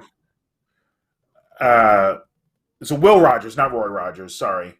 Will Rogers was supposed to be the third host because we were supposed to have a 18th century representation, a 19th century representation, and a 20th century representation of kind of the common man in pop culture, a voice of the people. Like Franklin was an aristocrat, but he was a publisher and kind of a rake in and of himself, kind of why he was, one of the, more aristocratic founding fathers. He was started as a laborer in a publishing house at Young, so he represented that. Mark Twain being the everyman's author, the kind of, wrote about injustices, and then Will Rogers was kind of that folksy voice of a lot of the 20th century. So those were the three hosts that were supposed to be there, and at some point, Will Rogers was taken out of the pictures. At one point, even Walt was considered as that 20th century host, but I think they thought that was a little too egocentric for the company. Yeah. Yeah. Even though doesn't nowadays, that I think go back to they made him promise never to make an animatronic of him? Yeah, and that It's not just urban legend. I've never seen anybody actually report on that, so it might be that one of those things. But I mean, Walt was an egotistical guy, but he wanted his work to stand more than him. Yeah. So I could see that actually being something. So that was the American Pavilion, which was really not mentioned. And so there's one more I need to read from the World Showcase stuff is the Morocco. The Kouta Bia Minaret, once again, I know I butchered that, I'm sorry, stands above recreations of the rustic Hesperides Gardens in the Jinnah Square. Beyond lies a labyrinth of, this is on 2 pages, I have to flip around. Medina, where the shops line walkways. A Magic of Morocco dinner show will prove presented in the evenings. And so Morocco was always kind of a simpler pavilion. And I think that might have been because it was being guided by the king of the country, Right, exactly. So that's World Showcase in '78, and it's very, not too different from what we got. Future World is a little bit different. So let's go through. Ron, I want to take a break for a second. Sure. Because what I want to do is I want to go through some of our donations that have come in and give shout-outs. Oh, please. Give shout-outs to that's the everybody. important part here. Yep. So for those of you watching, if you enjoy what you're seeing and all the time that Ron has spent putting all this great stuff together, you can head over to pantry.wdwnt.com and donate. But I'm going to go through. I don't remember where we stood last night in terms of the donations. I think we got most of the map game ones because we gave them the squares. But here's we were about 8,200 at midnight or so. Yeah, so. and we're at 9,100 right now. Yeah. Oh, are we really? Yeah. So we got a bunch. So wow. So here's Thank what we've you all. got. This is sort of reverse chronological order from the most recent. Our very own Alicia has donated. Alex Larson, thank you very much. Michelle Clark, Prentice Heron, Matthew Farias, Suzanne Sanders, John Moran. John is from the same town as I am, or very close. John is from where I live right now, very close to my hometown. Interesting. Hey, John. Lisa Olson, Jonathan Fisher, Zoe Hamar, Robert Ritchie, our very own Tyler Mann, Nathaniel Hernandez, Eric Silva, Jesse Peterman, our very own Jill Diffendahl. All these staff ones are for their T-shirts, the cast member T-shirts. Jennifer Van Dyke, Tom Bofinger, Stephen Brown, Alex, and now we're getting back last night, I think, during the map game. Stephen Brown, Alexander Bogdan, Amy Lockman, Chuck Campbell. I remember Chuck doing the map game. Let's see. Arlo Gersten, Michelle Dufourn, another Alexander Bogdan, Mandy, Chris Lestraps, our very own Chris Lestraps, has donated. Jake Tobin, who also lives in Pennsylvania near me. Timothy Marmon, Carl Dixon, Emma Cooley, Rebecca Regnier, our very own Axel for his shirt he donated. Carrie Wiley, another Pennsylvanian, shout out.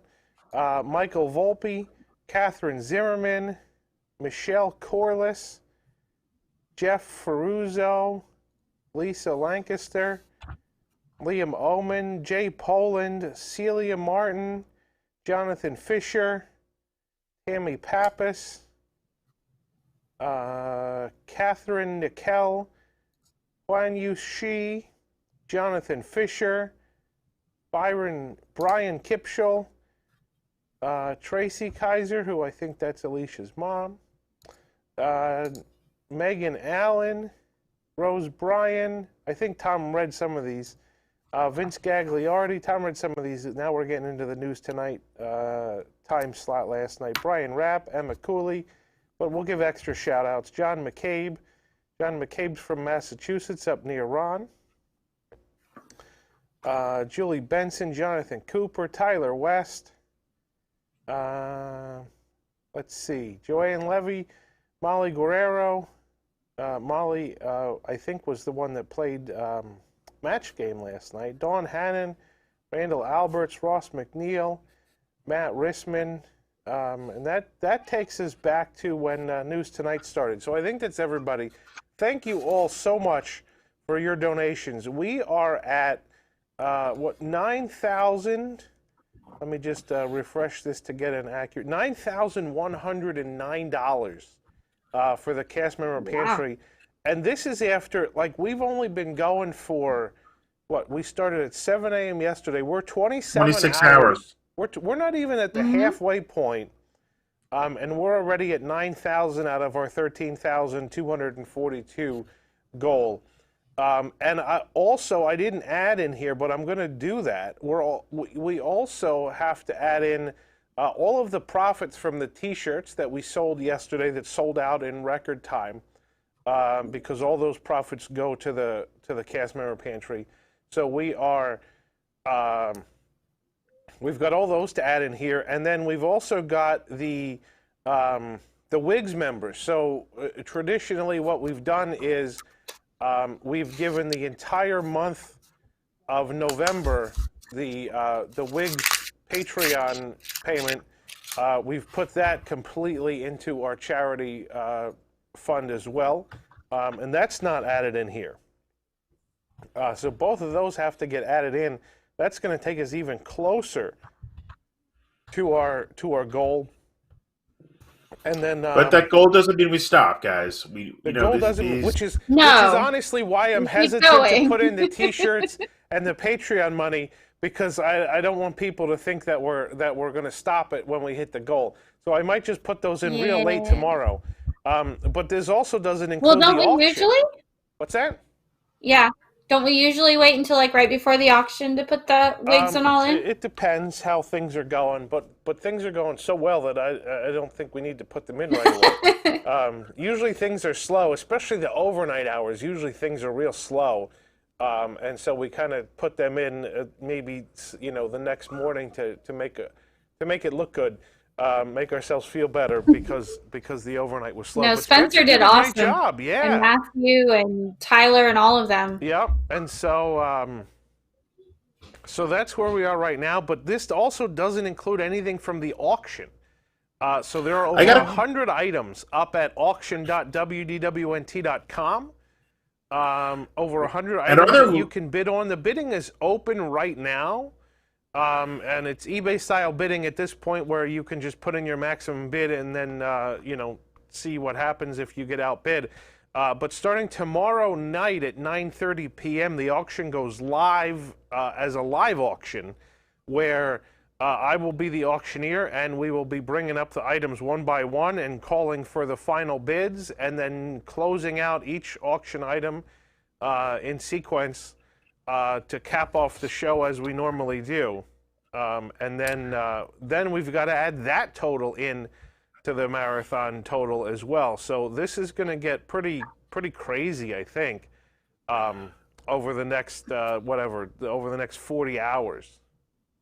Now I got a question about that live Jason? auction part. Okay. Sorry, ahead, I have a real Edward. quick question for a viewer. Jesse was asking about the hat, Oh, the all right. Typhoon Lagoon hat. Yep, Jesse. Yeah, Jesse emailed me about the hat, and I didn't find out from Tom until late last night. So Tom has decided that he wants the hat, and so he's going to outbid anyone for the hat. And I don't know how we're going to do that yet. We got to figure that out. But Tom is not willing to be outbid on the hat. So we got to decide. We'll figure that out tomorrow night.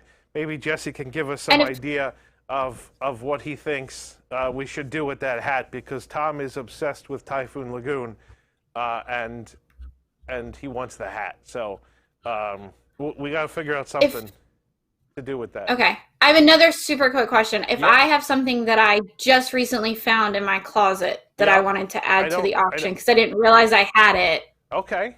do I just need to email you? Just send me a picture. I'm going to be adding, we have more stuff here in the studio that Eric Morton gave to us that I haven't had a chance to photograph yet. Look it. Ron has something very cute that he's holding As up one of on the these. screen. Yep. Yep, So I've got all these things that I've got to still add to the auction.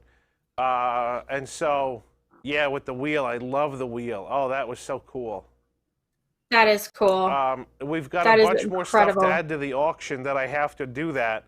I might have time to do it today, I hope. But Ashley, yeah, if you have something you want to donate, send me a picture, and if it needs a description to go along with it, do that, and then I'll get them added at some point today, Okay. and we'll kind of see where things go from there. So yeah, I've got to head out right now, or really soon actually. I know Kevin's going to take over as producer for most of the rest of today, but I'm going to let you guys be on and finish this up. And at 10:30, supposedly, we have Catter Day with Miss Allison at the Orlando Cat Cafe. That's coming up. Let me put that. I'm going to put that little graphic in the. I'm going to put that graphic in the open slot where I am, so that when I leave, you'll see that coming up. But that's at 10:30. They're going to be there from 10:30 till noon at the Orlando Cat Cafe. The Orlando Cat Cafe has very kindly let us come in there and live stream. All the cat lovers. There's a bunch of cat lovers here at WDWNT. I'm not one of them because I'm allergic, so I'm the opposite of a cat lover. But my sister is a cat lover, so she'll be there. Jessica will be there. Alicia will be there. I think Annie will be there. I don't know who else is going to be there, but it's going to be a big party at the Orlando Cat Cafe. And also, the Orlando Cat Cafe has donated a little gift package that I put up on the auction. I put it up last night, so you can go check that out. There is a plush of their mascot and a mug and a magnet from the Orlando Cat Cafe that they donated to our auction. So check that out. And that'll be coming up at 10:30. So I'm going to leave it with the two of you to finish off our timekeeping and sort of kill time until the cat people are ready to roll. And Kevin's going to take over, so if you guys need to message Kevin with anything, go right ahead. But I'm going to put the cat cafe graphic in where I am right here, and I'm going to say bye to everybody for today, and I'll be back at some point tomorrow. So have a great day, everybody. Take care, and Ron, I'll turn it back over to you for the wrap up of the timekeeping. There's one more thing I want to do that we didn't do, and there's one more graphic in here that we need to put up before I forget. The groundbreaking, yeah. This is the groundbreaking, and the coolest part of this groundbreaking is that some of the dirt from this groundbreaking I have at home. My sister. How did you manage that? So my sister. So apparently, when they did the groundbreaking, they had a bunch of little jars, and they put dirt in the jars and sealed it, and put the Epcot Center sticker on the top, and it said groundbreaking 1979, and they gave it out to the guys who were there, the executives. Mm-hmm. My sister came across one of these in a memorabilia auction a couple of years ago, and bought it for me, and it's one of the coolest things. One of the coolest things that I have. One of the coolest pieces of Epcot memorabilia I have. It's a piece of dirt. It's a little jar of dirt. It's about the size. It's probably like a half pint sized jar, like a little jelly jar kind of thing.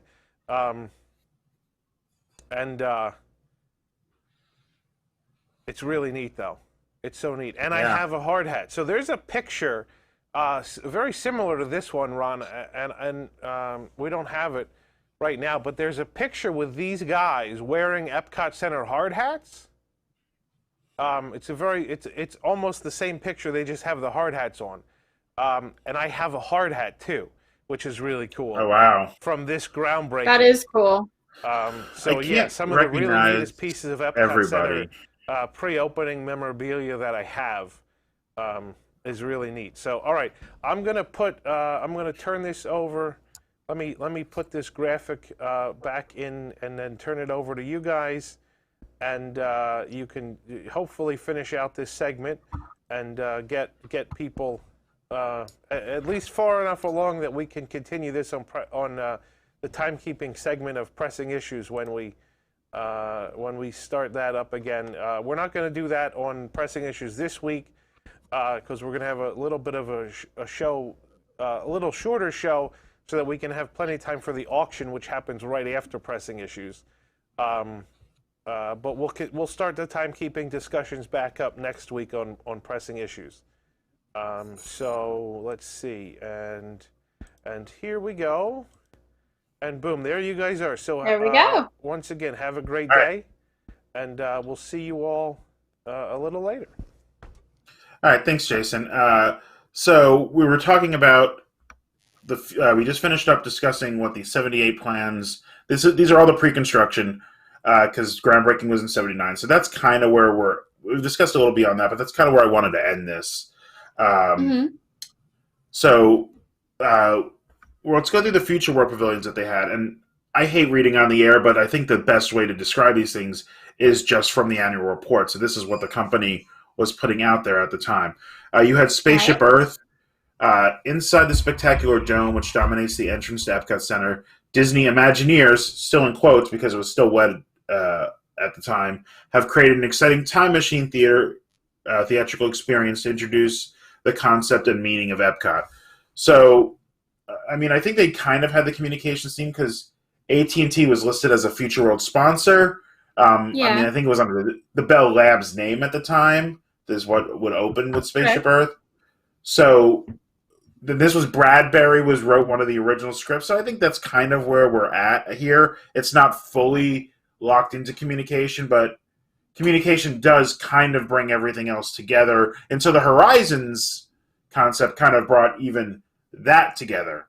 So, like, communication brought all these other concepts of what we were doing, and it kind of spun off on its own, but that's what Spaceship Earth was. Now, they're referring to that kind of Communicore central area as the Future World Mall, serving as a marketplace for new ideas, systems, and technologies. This Main Street of tomorrow will give the public a hands-on opportunity to sample future concepts and products. I don't know why hands-on is in quotes. I mean, yeah, that's kind of weird that it's in quotes, but I mean, I guess maybe because they were being literal and they wanted people to understand that we're reading the report that they were trying to be literal. I mean, I'm assuming that's what becomes Interventions. Yeah, that would become Communicore and Interventions. And I guess they say hands-on because some were theater shows, some were models, like some of them were really interactive games and like the voting theaters and stuff like that. I mean, of all the stuff we lost from original Epcot, I think Communicore, because I guess we kind of lost it when I was so much younger, that my parents really thought it was a little boring, so I didn't get to go into it too much until like my preteens when I was kind of Voyage to Wonder. But then we lose it in like 93. It was more Epcot than anything else at the time because it was those exhibits. It was like the post-show area for everything else was there. And those little exhibits like, and I think I wrote about this in one of my first things I wrote for this company was about the post-shows for Epcot. I think we were doing Epcot's 30th anniversary. And I wrote about how much I love those post-shows. So this really was that. This didn't have a sponsor, but this would have many sponsors in it listed. For the different exhibits. Right. So then the next thing they talk about, and the names of the pavilions aren't there, like it's just energy and not Universe of Energy. Presented by Exxon USA, the Energy Pavilion will portray the major choices we must consider today, racing against the clock in search for new energy, and finally harvesting tomorrow's new sources for the future world of energy. Again, in quotes. This seemed to, most of the discussion of this was more forward-thinking.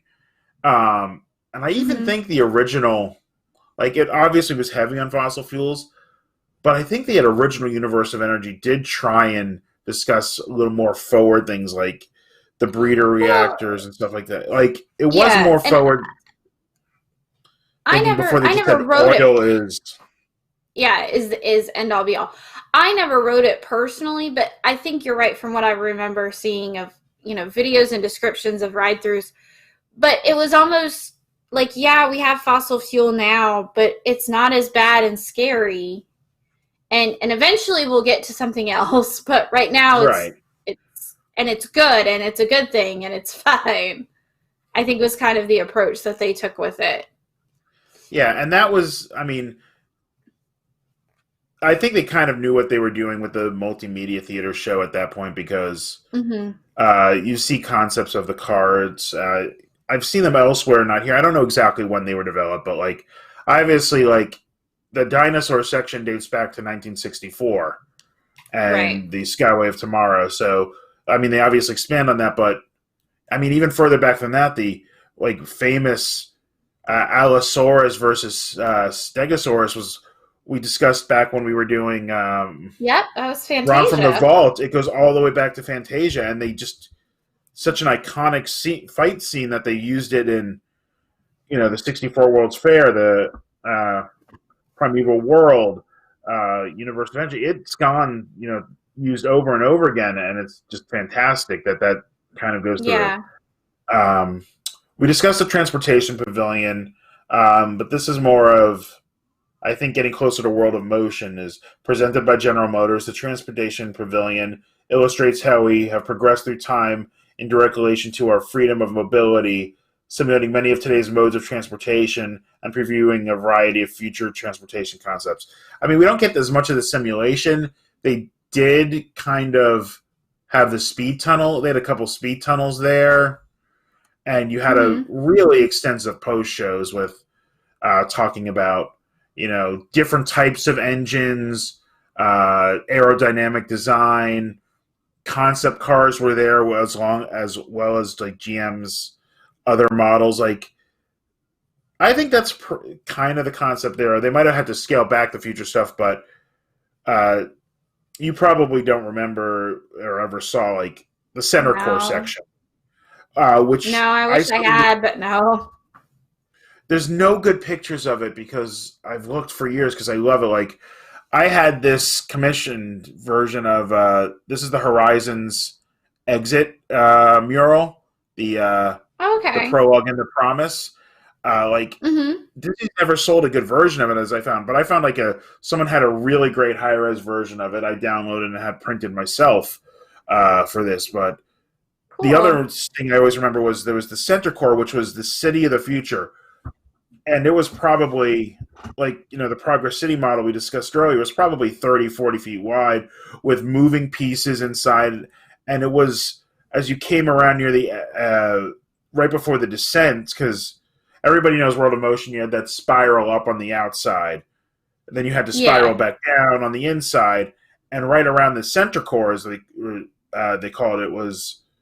because the whole center of that building was this model, and it was 2 stories tall, and you could go down. It was amazing, and the music that went with it was that Epcot 80s inspirational score.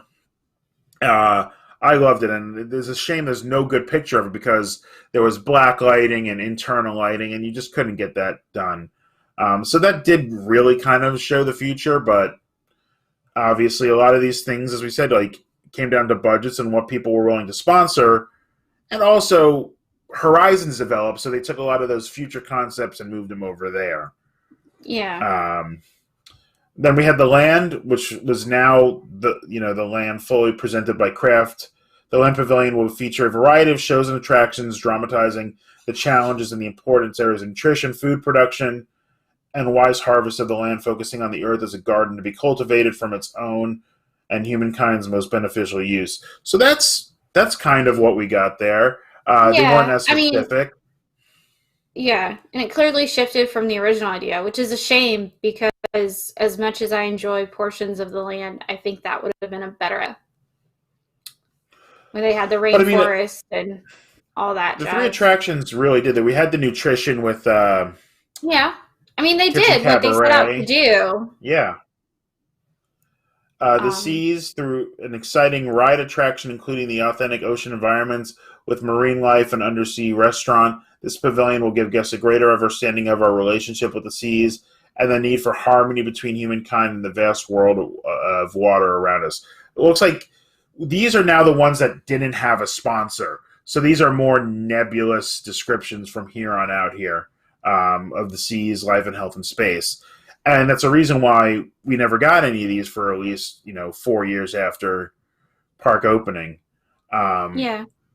Because Disney was pitching, would go around and pitch these ideas, unless you had someone like Walt going in to pitch them, they would basically come back and say, like, we're going to change. We want to do this, but here's what we want to do. It's kind of what you had, but we wanted to sell us a little better. Meanwhile, Walt could go in, if you don't do this, I'm going to go to Ford. Here's what we're going to do. Right. I'm going to go to your competitor and say, what do you want? And Walt was basically take it or leave it with what he wanted. And he was charismatic enough to be able to pull that off too. He could get away with it. And so Life and Health, which would become Wonders of Life, in theatrical and participatory experiences, visitors to the Life and Health Pavilion will gain a new awareness and appreciation of themselves, learning that good health is based more than anything else on their own responsibility and behavior. Okay, so once again, very vague, but describes what we eventually got. Yeah. Now, space, not really the same thing. The passengers of this huge interstellar space vehicle, also in quotes, will be transported to the edge of the universe in a journey that highlights our efforts to reach the stars and the challenges and possibilities of future space technology and exploration. So, not really mission space at all. No, I like that they refer to it as a vehicle, not a ship or a shuttle, anything. No, it's a vehicle, which makes me curious about what in the world were they planning to do? Right, like we saw that giant, looked like almost a giant motion simulator, which we saw that all the people were lined up in those booths. I wish Jason was here to bring the concept art back up. Unfortunately, not. But maybe that's what it was. I think Space Vehicle was just the ship of the mind from Cosmos. Because but yeah. But that's kind of why I'm curious, because even at this point, it would have been commonplace, because we'd had, obviously the moon landing and everything, to refer to it as a shuttle or a ship or something. No, just a vehicle. Yeah, we're not sure the shuttle. What we're going to call it. We already we're in the post Star Wars era. I will say the cover to this annual report, of all things, featured the black hole. Because that was coming out this year, I think. Which I think is a movie worth watching. Hey, that's funny. If you guys, it's a fun movie. You just got to realize it was not what they intended. I think the Space Pavilion, what we got, I thought Mission Space in concept was a great idea. It just couldn't be executed that way. Between having to be toned down, the amount of people that could ride it, but it's also very limiting. It's just about the training. It doesn't tell us anything about space itself. Like, not even the post show does anything with that. I would agree with that. I do wish they had taken it a step further instead of. I get why they did what they did, but to your point, there's nothing really about space in it. You go to space, sort of, but. Right. This is written in the Voyager era, where this is our first time visiting the outer planets and things like that is just starting to happen here. And I can imagine that's what they wanted to highlight, when they saw it taking to the edge of the universe. Can you imagine if Mission Space was, a simulator where it's it's like going by each of the planets for 30, 40 seconds or so, and it's like a 10-minute ride that this is Jupiter, these are the moons, look at these things. This is what we know, yeah. Now we're in the Eagle Nebula and seeing stars being born. Now we're looking at galaxies from apart, and now we're further out and looking at wait a minute, there's empty space between galaxies. What causes this? Just go through. That would be a great update to it even now. But I would be willing to bet though that they didn't do that because just for time. Yeah. But we have the randomization now, especially since the things aren't spinning, they could be on different platforms. True. Why not just have it be, one goes to Mars, one goes to Jupiter, one goes to Saturn, but then one goes to Titan, one goes to Europa. I'm a big astronomy, cosmology. If I could go back and take classes, I might major in astronomy because it's always been a passion. And I watch a lot of the stuff on great courses and all that, but there's so many interesting things you could do other than I'm sorry, we're making a thrill ride about space. To a certain extent, it's sci-fi. It's no different from Star Tours because you're not learning anything about Mars. You're not, any of that's really there, right? And you're not learning. You learn that astronauts go through a lot, but that's something you could have done in a pre-show video. You don't have to put us through it, especially if you can't put us through it because, most people can't survive it. Right. Well, and I'll give them credit for this. It was an interesting concept. I think they executed what they set out to execute well, but I think if the idea of the pavilions was to teach you about things and to make you more interested in things, I think they missed the mark there with space and mission space. Even if they put the post show, like did like the Trans Center or like whatever they call the post show to I think it's the Trans Center this track, like something like or that, the image work, anything like that, where you could just say like you've gone on the thing now. Hey, take out these booths and we're going to show you, like click on this and learn a little bit. That's what Epcot was supposed to be, and that's not what. And Mission Space was one of the first things that came up where that's not what that became. Yeah. That's and then the American Adventure, which was still, I mean, in the 78 was still the centerpiece of Epcot. Right. Serving as the gateway and host of the Nations of World, the World Showcase, this Crossroads Pavilion of Epcot Center will trace the story of the American people from the first steps onto Plymouth Rock and the first steps onto the moon. So they knew what they were doing there. And right, yeah, they seem to have had a pretty clear vision for that by this point. I mean, because that show was still one of the most complex things.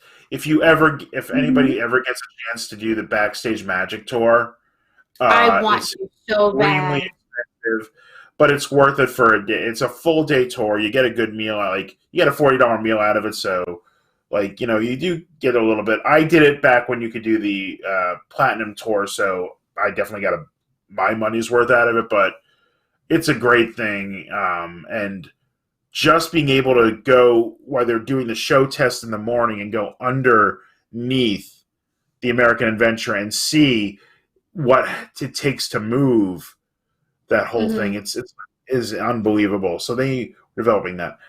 What I was showing earlier, I wanted to bring back up. Up until 1981, these are what the park maps look like. These were the guidebooks. This is, I believe, 1977. You can take a look. There's the Magic Kingdom map. Neat. But then every land, like you don't have an individual. They weren't that detailed on telling you where to go, so they weren't maybe the best guides. But like they would have the attraction descriptions, the tickets, and some pictures. So that was what the guides were through 1981, because I do have the 1981 Tencennial one. The modern format of the guides came in 1982 with the books. There were somewhere hybrids between what we have now and this, where there's multiple pages where you would leaf through the lands and they'd be a little more descriptive than what they have now. But in 1982 and early 1983, Epcot also had these, which are called like people refer to them as the wheel guides, where you had the maps as well, but you would turn to, it says, here it says Pavilion name in France, and then there's a little description. French pastries, charming mimes, and a magnificent motion picture, and it's located between Japan and the United Kingdom. And then you had the map at the top, but you would also flip through, and it would have all the stuff in the guidebook. That's such a neat little concept. Like, it's adorable. Yeah. One of these is going to be up on the auction later. They date from early, like, 82, early 73. It says, Horizons opening later in 73. It has a full description of Imagination, but that's because they knew what they were doing, and it was supposed to open, and it was just delayed. So that'll be up later. And so for what people know, like I read a lot of what Timekeeping is comes from these books. These are the best things to tell what happened in the parks. Like just say this moved, this closed, whatever. I noticed these aren't 100% inclusive. Like if something's missing from here, I might say it moved because, the shop was. But then again, it also didn't have not Hoop-de-Doo. The Diamond Horseshoe listed in one, and I know it still existed at that point. So, we're in the era where nothing was really greatly documented. This is kind of like pre-archives. Like the company wasn't so obsessed with its history, and so I'm trying to use these sources. The books at the time weren't these kind of like we have like you buy some Disney books today. They're almost scholarly because they're also competing like. They're publishing their own stuff, which is a little lighter fare and given the official company word. But they're still competing with like people like Jim Corcus and other authors who are putting out these books that have more detail in them. So they're competing with that. But the flowery books like these Taints and Senio guy. Hold on just a second. Actually, give a little ad for the fundraiser while I go get a book just to pull out. Oh, sure. Yeah. So obviously, again, thank you all for being here so much. We are, if you're just tuning in with us for the morning, obviously our 64-hour broadcast is still going on. I can check right quick. I know at last check we had raised just over $9,100 so far. And Jason did make a point when he was on here a little bit earlier to clarify, if we do reach our goal, we will keep going. It doesn't end at $1,300. We'll keep growing, and that just sets us for a higher goal for next year. We also have the auction currently going on. Jason does still have a couple things to upload, but if you are in the chat, there's a pinned link at the top where you can donate, and you can also check out the auction. There are a lot of great items. Like Ron mentioned, one of the maps that he was just showing will be on there as well. Coming up next, we do have Catterday with Miss Allison and the Kitty Cat crew. And they will be live broadcasting from the Orlando Cat Cafe for a couple hours. We have Cooking with Nick. And then we have a countdown of favorite Disney Christmas movies. Geekly Kingdom after that. And then a bunch of other stuff. But it's going to be a great Saturday. Ron's back. Yeah, so here's some of the things. This is the pictorial souvenir. I think this is from, looks like 72. This was more of like these are souvenir books, but the pictures in them are great. I don't have a book scanner, so like some of these things I've tried to take pictures of with my iPhone, which is a great camera and all that, but sometimes it doesn't always come out great. But I have been using pictures from these things in it. But these kind of guidebooks were more about the pictures than about the history or the discussion. And even the same thing when we get into this hardbound. This is a tencennial, like a history of the first decade. It's still kind of a pictorial souvenir book.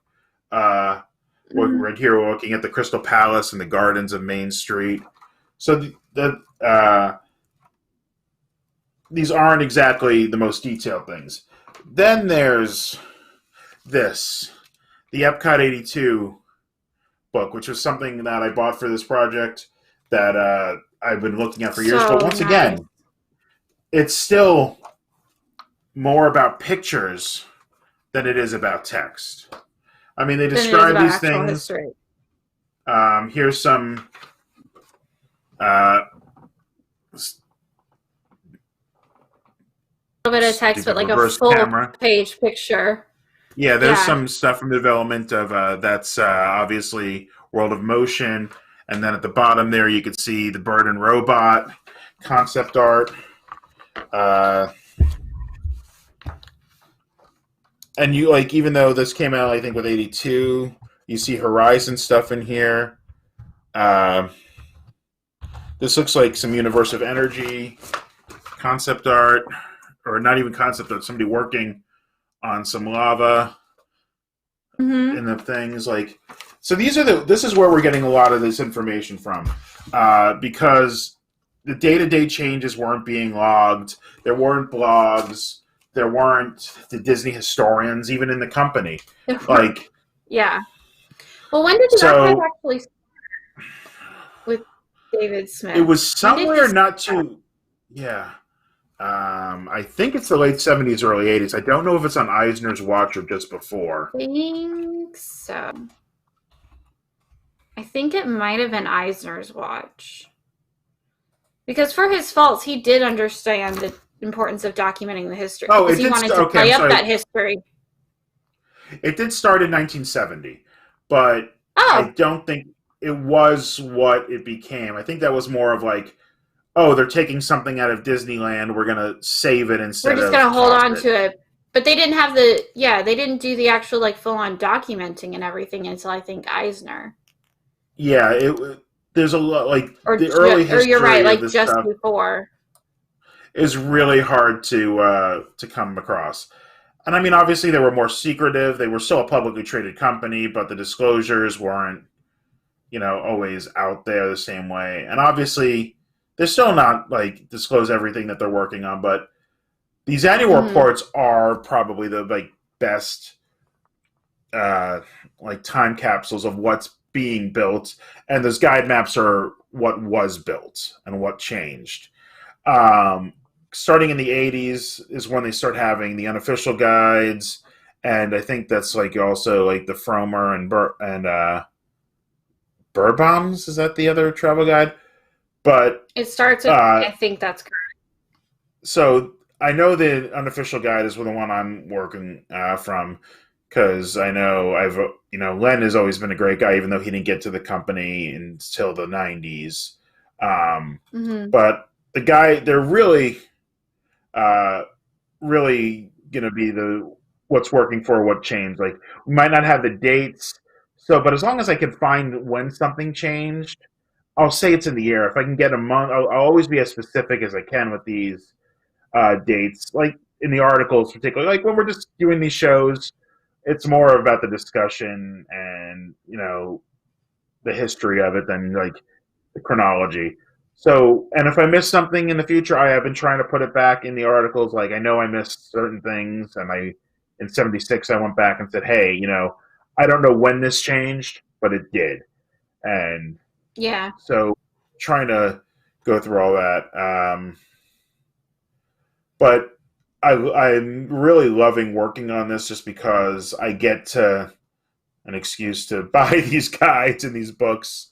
And, hopefully by the end of this, I'm going to have a really great collection of at least one guidebook from every park for every year. And I wish I used to collect, I'd always collect the guides and I'd bring them home and want to start the collection, but I never kept them. Because, I've been going to the parks since, I was under a year old, because my grandfather and my mom loved them. So, but they wouldn't keep things. And obviously, I wasn't interested in the guidebooks. Actually, by the time I was 6 or 7, I would love those kind of things, and and stuff like that. So, I really love working on this project. I know a lot of people have always asking what they can do to help, and it's tough to really do this kind of research in a virtual group, especially since nobody's time doing it. And I think as time goes on and there's more websites documenting these different changes, I am going to ask for the help from more of the staff here, because there's more. Once there's more information, it's harder to grab it all together. Right. But do we have any questions from chat while we're waiting for the Cat Cafe? I was gonna say, about this, about the upcoming shows. Particularly, anything about us, anything about Epcot you want to bring up, or? And thank you guys for donating. It really means a lot to us. Somebody from Orlando's calling me. I hope it's not anybody from the show that I don't know of their number for. But who got the daddy hats? The daddy's hats. That I don't know. I wasn't on that show. I wasn't either. I'm so sorry. That is one question I don't know the answer. Where are my cats? My cats are not allowed in the office at the moment. Luckily, they close the door. You could probably have heard Rigby trying to break into the office earlier. Are we going to timekeep Main Street Electrical Parade? We brought it up last week. With the 77 stuff, we did talk about it. I am going to try the float changes. I know Tom's a parade guy. He has the list somewhere. I'm going to try and keep that up. Mm-hmm. I was trying to get 78. 78's going to be a little delayed, guys, just because of, this weekend being all the work. I will get it out before, next week. Would I say October 82 is the best month in the year? No. We did a huge bit, this is before Ashley's time, and I don't think I was on any of it, was the Golden Age, if you look through the podcast. I remember listening that. Yeah. And we decided, I don't remember what it was, but for Epcot, my thing would be I would say I don't even know if there's an overlap or it's a very narrow window. It's 94 where you get Ellen, but you still have you still have World of Motion. Then the land transfer. Jeremy Irons, I think, was the other thing. The transfers that you're like, I'm okay with Cronkite or Irons. I'm okay with either version of the land from there. That's kind of you have everything at Epcot. Almost if you have to lose Ellen for the old energy or to keep the old World of Motion and that stuff, I'm okay with that. But once that 89 to 94 would be my favorite Epcot era. My favorite Extinct ride, Horizons, meant a lot to me. It is true. My stepdad didn't do very well on drops, but he liked simulator type things. So every time we went to Epcot, we would have to go through and do all three of those endings. Mm-hmm. So it does mean a lot to me. I think my on Twitter and I think the website, my profile pic is me somewhere around 10 years old. I had straight platinum blonde hair at the time, to that 80s cut to here. Oh, wow. Standing up on Horizons, in front of the sign going like this. And that was, that's my profile on a few things, I think, including on this site.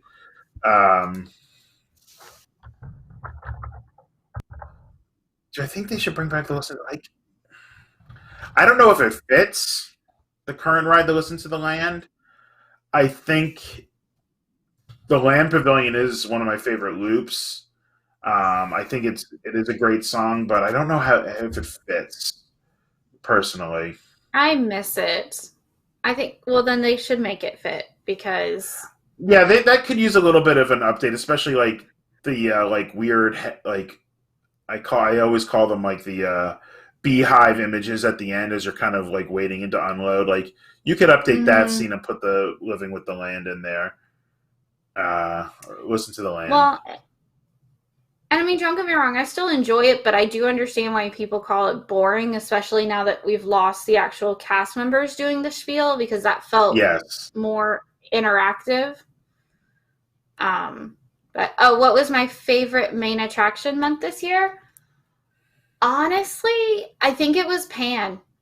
I think Peter Pan was the one where everything looked great. It seems like each month, whether it's the plush or the ears or the Loungefly, in my humble opinion, something looks a little off and not quite right. But they really knocked it out of the park with Peter Pan. That and January, too. Space Mountain and Peter Pan were my favorites. I specifically tried not to pay attention to certain merch just to save my wallet some strain. So I haven't really been following That's fair. You shouldn't have done it because it's been a nightmare, both for the wallet and for... Yeah. October, I will say this. October's looks better in person than it photographs. If you own it or get the chance to see it in person. It does not photograph well at all. It looks very bland on photographs, but it actually looks decently cute in person. My favorite Spaceship Earth narrator, definitely Irons for the show, but I really lament the loss of Tomorrow's Child. So I would be happy with either the Cronkite or the Irons version of the ride. Yeah. Kevin, anytime you're ready to switch over, if you could hear us. If you're ready, let us know. They look like they're getting ready. They are almost there. Okay, no worries. And Kevin, this is just a little housekeeping question. Are you going to be taking care of the Cooking with Nick segment then too, or are you going to be off? Nope, I think I've got that as well. Okay, good. I can go back and get a little extra sleep then, because I only got like about 3 or 4 hours last night after dropping off from Spencer. So I will be back for. Is today the Christmas movie countdown? Yep, at 2 p.m. right after Cooking with Nick. Yeah. So that's Yep. So looking I get to forward go to to the that. grocery store and Christmas decorate, and then back to talk about Christmas movies. Take a nap and decorate my tree. My tree went up yesterday. It's we have a Laurel's allergic to pine, so I cannot have a real tree, which always. But we have a really nice fake one, and within 30 seconds of me putting the top on and lighting it, the cat was climbing through the tree. In a second, it's like I turned my back. He's already halfway up, and I have no idea. Thankfully, not thankfully we don't have him. I love Jude was my favorite cat. I'll say that just because he was the best behaved and the sweetest. But he was close to 20 pounds, so when he would climb the tree, it would actually bend the branches down. Like even if he was on the base of them, he actually just fully distorted the tree. So I'm glad he's not.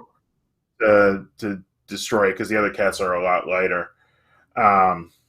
And with Andy, we can't decorate the bottom 2-3 feet of it now because she'll just take everything. Not with anything breakable anyway. Yeah, we gave her a felt tree yesterday to decorate with some stick-on ornaments. Yeah, and the stuff. little things that. Yeah. So she just grabbed the yellow star that's supposed to be on top and ran around going star, star, star, and sing and kind of humming Twinkle Twinkle, which is great. But then she decided to try and eat the felt. As you do. Yeah. Maybe I'll bring her on for the Christmas movies for a little bit. So with the Christmas movies, we are doing anything Disney owns. So the Fox stuff, Star Wars. I don't think anybody will put the Star Wars Christmas special on their best, but anything that's there. I can't think of any Marvel Christmas stuff offhand to even do. And I mean, unless there's an animated something or other that I don't know about, but I can't think of anything. And maybe in the downtime when I'm trying to get some sleep, I might start that Star Wars Lego holiday special because I heard it's excellent. I haven't had a chance to watch it. Yeah, that's what I heard too. I want to watch it. But yeah. Do you know how long it is? I'm guessing an hour, knowing them. Who knows? There are so many Disney Christmas movies and things like that. There are. Is Babes in Toyland a Christmas movie? I don't know. Yeah, it's gonna be tricky, but I sent you my list, which might be modified, but you did. Okay. Yeah, so I'll go ahead and preemptively say that while there is a good chance that your favorite Christmas movie is on there, just because there are so many, there is a good chance that it's not either. This is not a slight against your favorite Christmas movie. There's just literally so many, and we had to pick 10 each. So yeah, and might not have even gotten that deep into there's just so many of the mainstream ones are good. Mm-hmm. Especially with the Fox stuff like Home Alone. It's been hard. Yeah. Yeah. I keep going back and tweaking my list because I think of another one. All right, looks like they are ready. They ready? Kevin, so we're going to sign off. Thank you guys for watching Timekeeping. I think we're going to be handing you off to the Cat Cafe stuff. But guys, keep watching, keep donating, and we will see you later today. Yep. So if Kevin's ready to switch us over. Oh, Kevin's getting ready for it. So Yep. Oh. We're gonna Okay. we're gonna cut between you guys though. So all right. Okay. Bye everybody. See you later. Bye.